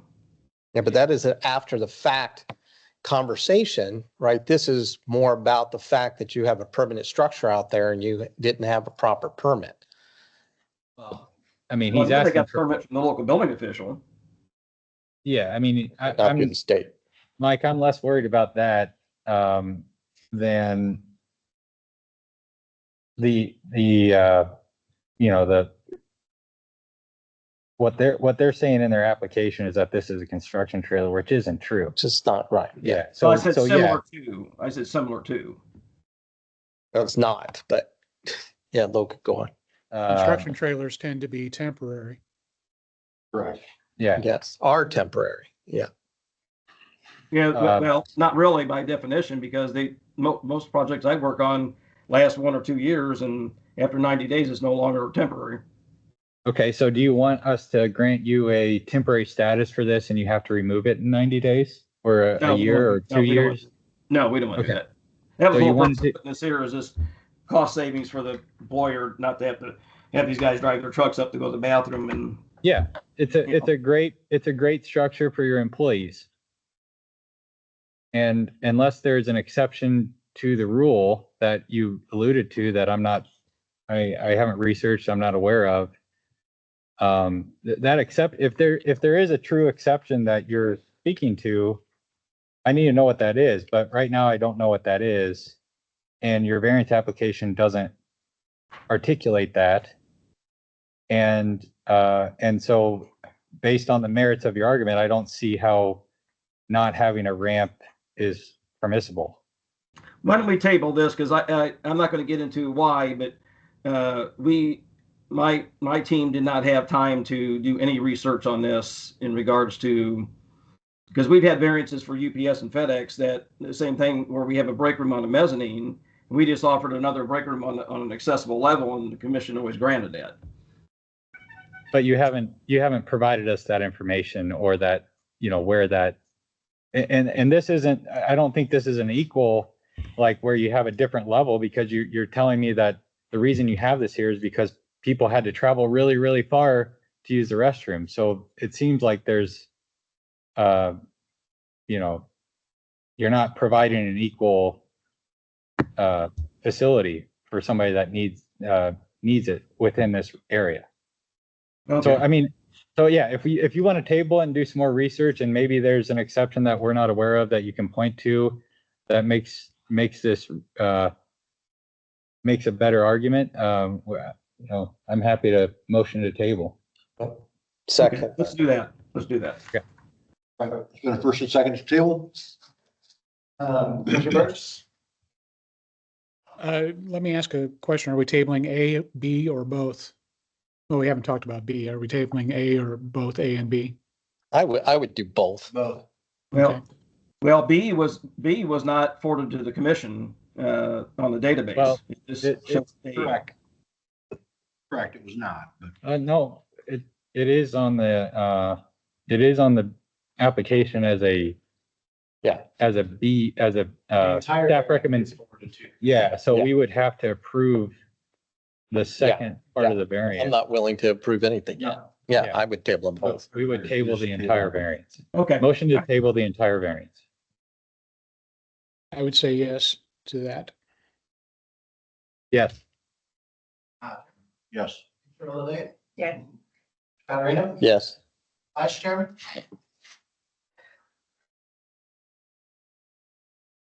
Coppin?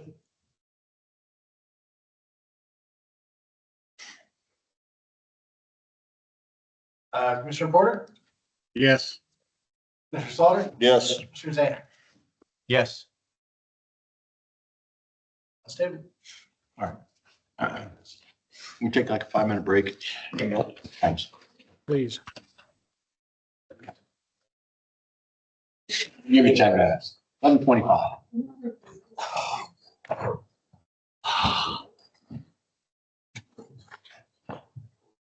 Are you able to hear me before you go on break? Yes, you're on break. Okay. I have to step into a meeting at 11:30, so I will be off here when you guys get back from break. One after 11. Okay, thank you, sir. Yeah. All right, thank you. You'll get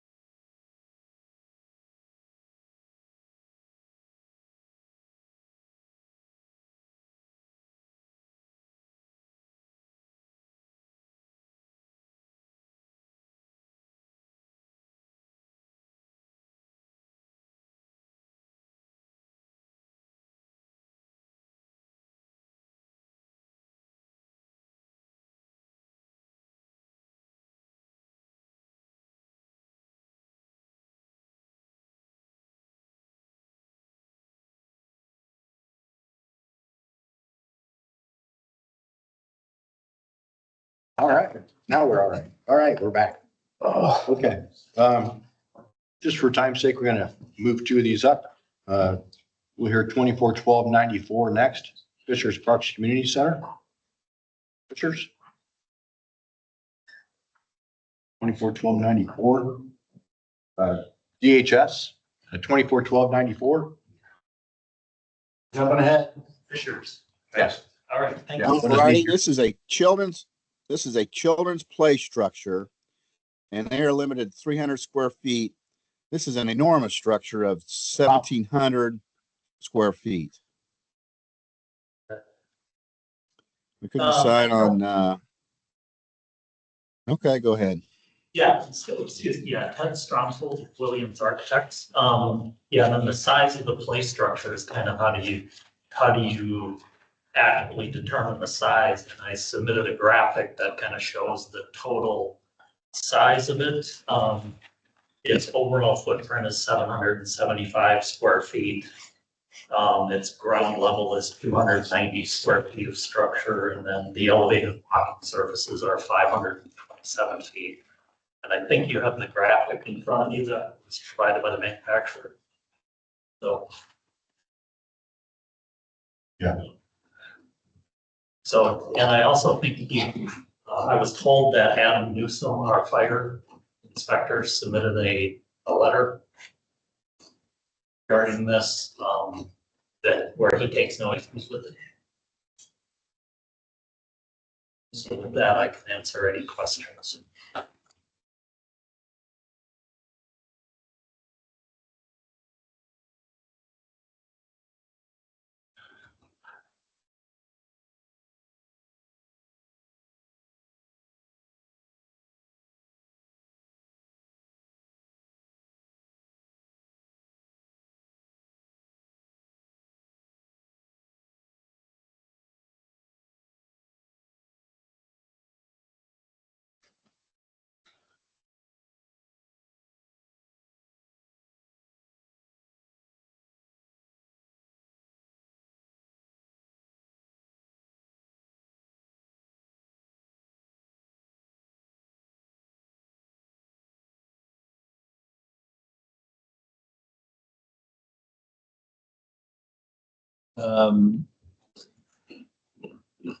Maybe I'm missing it. I think I saw it somewhere.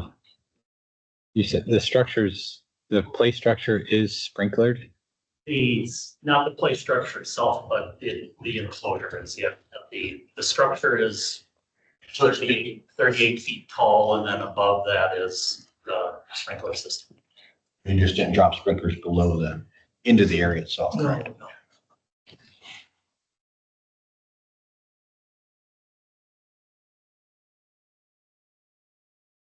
Isn't this open to the public 24/7?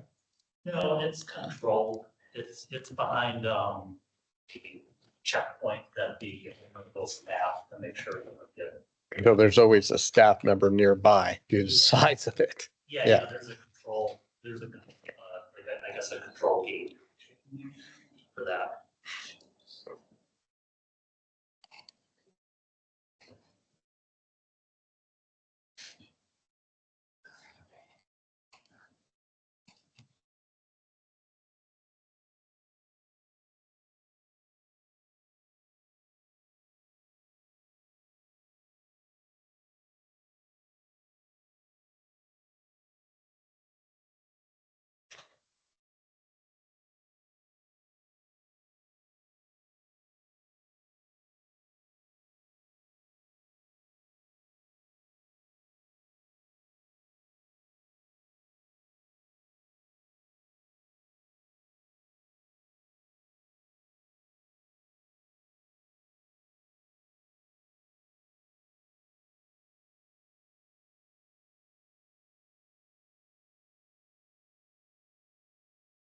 How tall is this?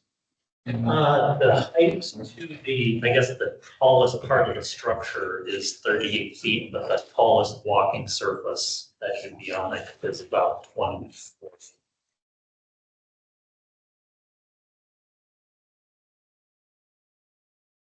Pretty cool looking.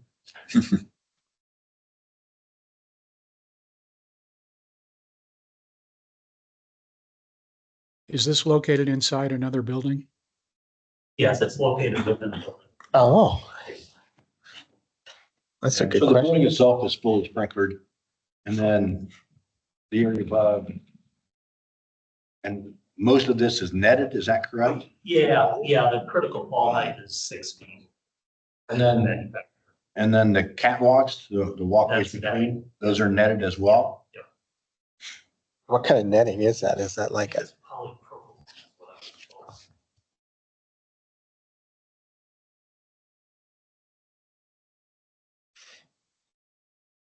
Then the main structure is a tubular steel. steel? Yeah. And so how close are the walls to the structure? We're outside of that distance described in the code. It's more than 5 feet. And it also is per the manufacturer's recommendation for clearances around the structure. So it can be walked all the way around? Yeah. Are the, I mean, the variance is only, the only thing you're getting, the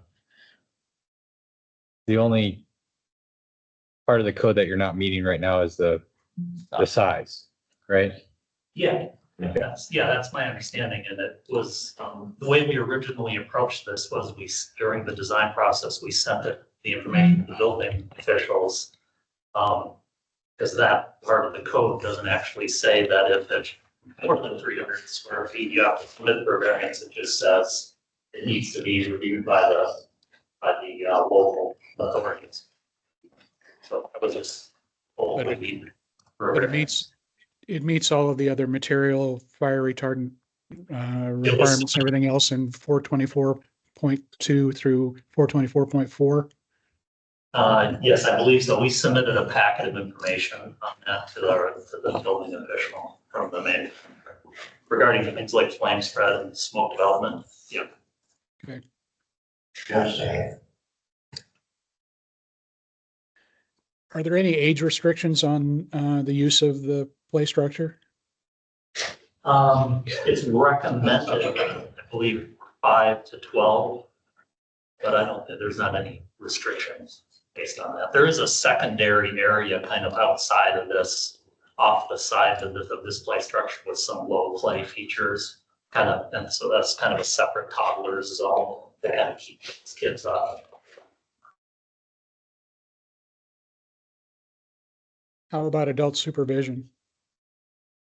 Parents are there, and then it's staffed by the owner will always have at least one staff person available to control entry and exit from the kind of the overall environment.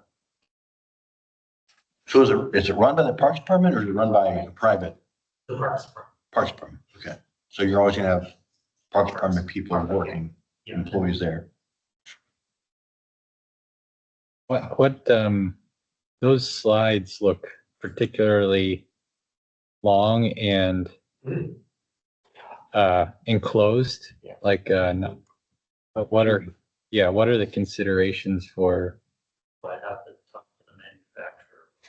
Okay. Yeah, somebody getting stuck in there, not stuck, but they stop sliding and they get scared and yeah, in case of an emergency, there's fire in the building, all of a sudden you got kids in the tube. The building is big enough. Stuck in there because I'm too big. Just talking about me. Oh, yeah. No, you're not allowed. You heard 5 to 12. The building is big enough that it has enough occupants that it requires that voice enunciation or the voice fire alarm. Fire alarm system, you have voice activation.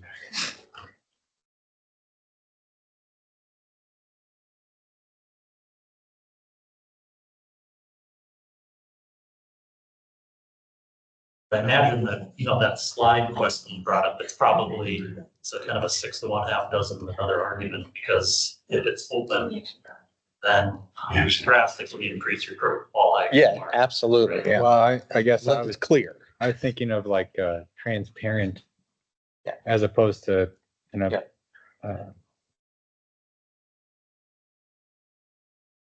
like some kind of visual yeah, I don't know. Not, I'm not sure that option's available for the manufacturer to investigate that.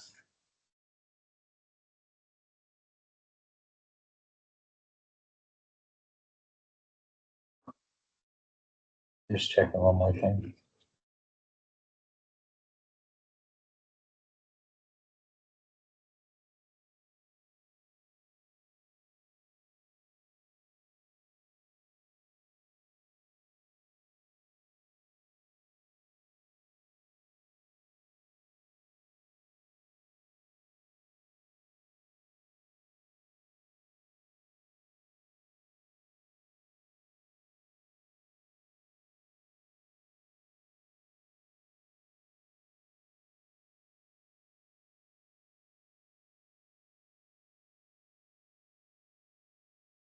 Christina Callis, our team consultants. They may help, and I think you guys have called us about this, but I was out on surgical leave. The code section is just that you have to do the evaluation report when it's big enough, and the evaluation report is attached to the application. That goes through all the requirements for safety. So what it was is we were just building these enormous play structures, and this one is actually timid compared to some of the ones that we've built. Yeah, it's nice. I like it. They love it. But yeah, so it's a matter of the companies go through penalties in the report for the fire, for the stopping materials, and then the opening requirements, looking after the plans, meet all the open grading and all that, so that the sprinklers are all right. The 5 foot off the wall is the one they always get, so if they got that, that's great. But the problem in the state of Indiana is we don't have a method to evaluate that plan review. So what the local fire departments ask us to do is submit it to the commission, allowing the commission to approve the evaluation report as part of the variance application, similar to we do on like your structural reports and those kind of things. So the variance is really not that it's not allowed, it's just that there's an evaluation report that's required to be filed, and the fire department wants to be the commission approve it and not the fire department approve it. Correct. I was just waiting for discussion up here because we have one like this in Fort Wayne that we've approved. It's larger than this. Yeah. No, But if that helps with the, and I did look through the evaluation report, it's, well, is everything that's checked off already. The only difference with ours in Fort Wayne is that we had to bring a couple sprinkler heads down the center, but there were columns in the center. Yeah, So maybe when I don't see any place, because they did use the air doing on the floors. No, but everything is kind of open. It's all mesh netting. No, I appreciate that. Yeah, it was really observation other than not for ability to deny. Yeah. I'm not seeing anything here that I find terribly concerning. I just think it's a little bit disingenuous to suggest that its square footage is limited to the contact points with the floor. There are going to be children playing under this structure as well. Yeah.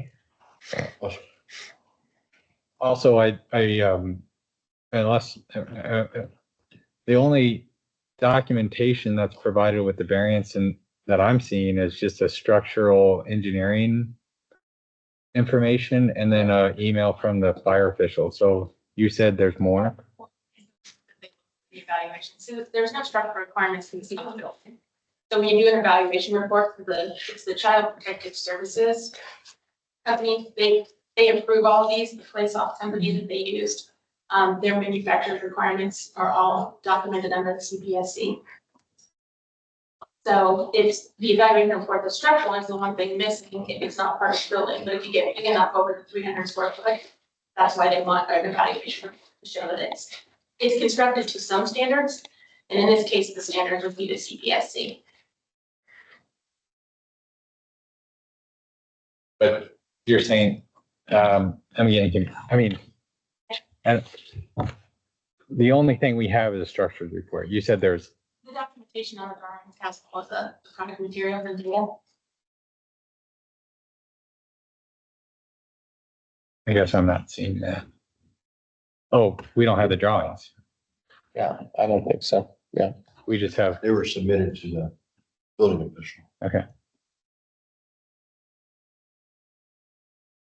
All right, well.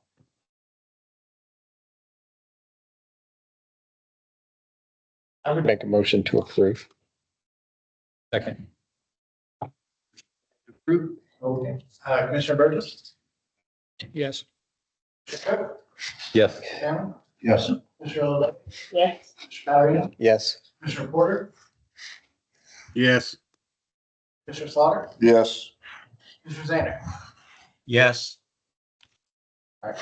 All right, thanks, sir. All right. Next one will be 241295 SDS Properties LLC, Fort Wayne. Daniel Moss, Indiana Department of Homeland Security, for 24/12/95. The code states that unless further restricted or permitted by Table 2306.2.3 of the building code, of the fire code rather, of the, yeah, I'm sorry. Above ground tanks containing fuel should not exceed 12,000 in individual capacity. Submitter is requesting an above ground tank of 20,000 gallons. Due to the massive size of the above ground tank used for fueling vehicles, we refer to the commission.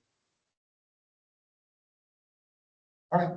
You want to tell us about your project? Good morning, thank you. My name is Brandon Schussler, owner of Gasoline Equipment.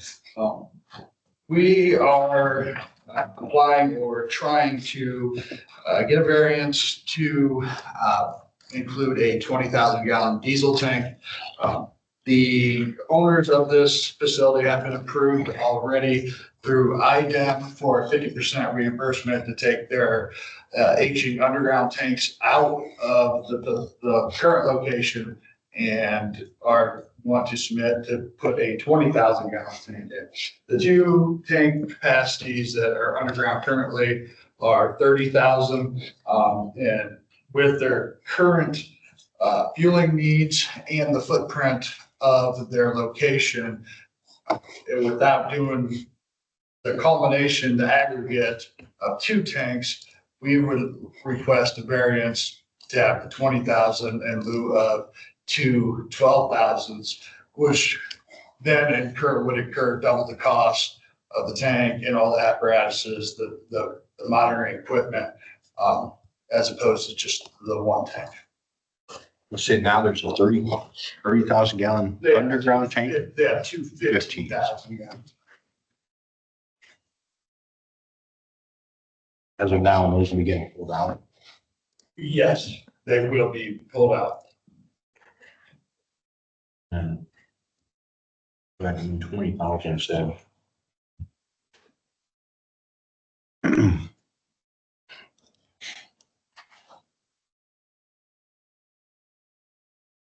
With the property being gated, fenced in, we believe that justifies as far as the public's well-being would not interfere. Is this a manned property? Yes. 24/7 or just? Say unmanned or manned? Man. It's manned. Is there someone there all the time or? Not in the evening, no, sir. You're shaking and said yes. Even in the evening? My understanding is, Yes. So there are someone on site all the time, is that correct? my understanding is there's a warehouse there. Where you're talking where the fueling is, not. It's the fuel site, it's not. Fueling site is. Yes. And, okay. How far is the fueling from where you're talking about, the warehouse? Roughly, employees? Yeah, 75 feet. So we set the limits for a reason, but so that I guess the main thing that gets me is just that how close it is to a number of motels and a restaurant. To the south or to the north? Yeah, so you got two motels and a restaurant right there near it. They're pretty close to it. What kind of protection are you guys offering with that It's tank? it's a double wall flame shield tank, and it is a diesel product, not gasoline. So it's a flashpoint. Everything is much lower. Does the fencing go around the entire property, even to the south? Yeah.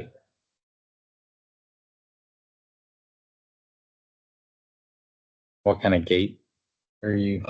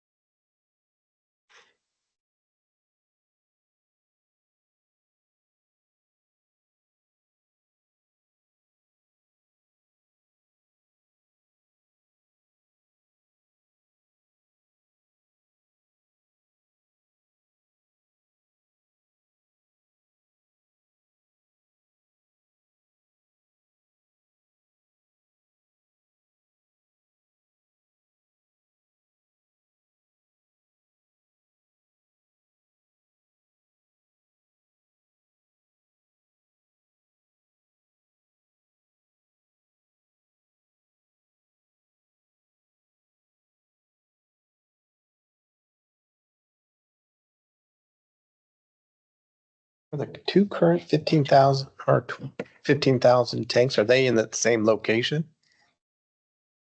Where are they located?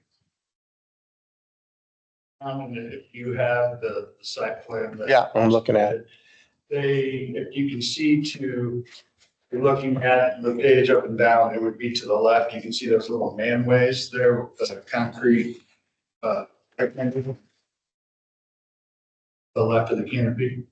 Okay, yeah. That would be the footprint of the logo.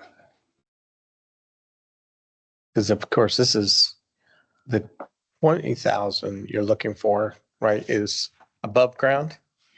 Yeah, I don't know how close that is to that other structure just kind of north of your site there with the brown roofs on it. That is, to that corner, that is an abandoned old automatic car wash that is not being used at all, potentially being torn down, is 50 foot. Is that on your property, that car wash? Yes. It's one that they built years ago when they put this system in just for trucks, their own personal semi trucks to roll through. After they fuel up. Yeah. I was thinking more of the low-rise warehousing, it looks like. That's off your property.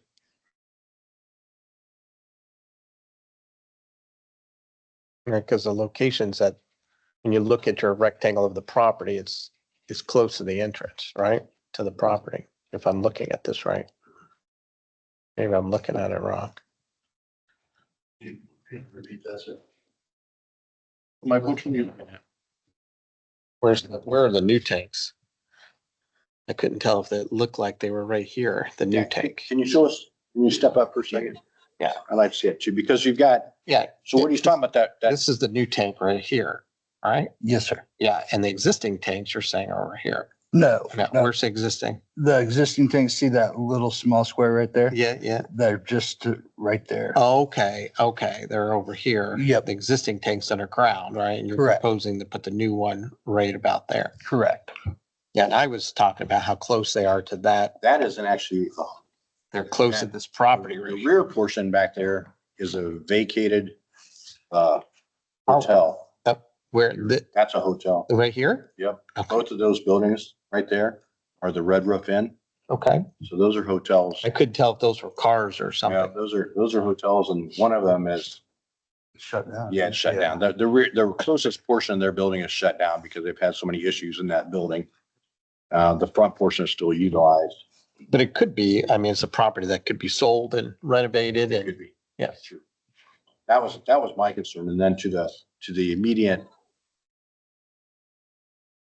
Right, with To the right of the corner, yeah, that's a restaurant. Okay, gotcha, yeah. Oh, I see, and that's a hotel there too, Yeah, it's a isn't it? hotel. So with, That's really close. right, Those are my concerns was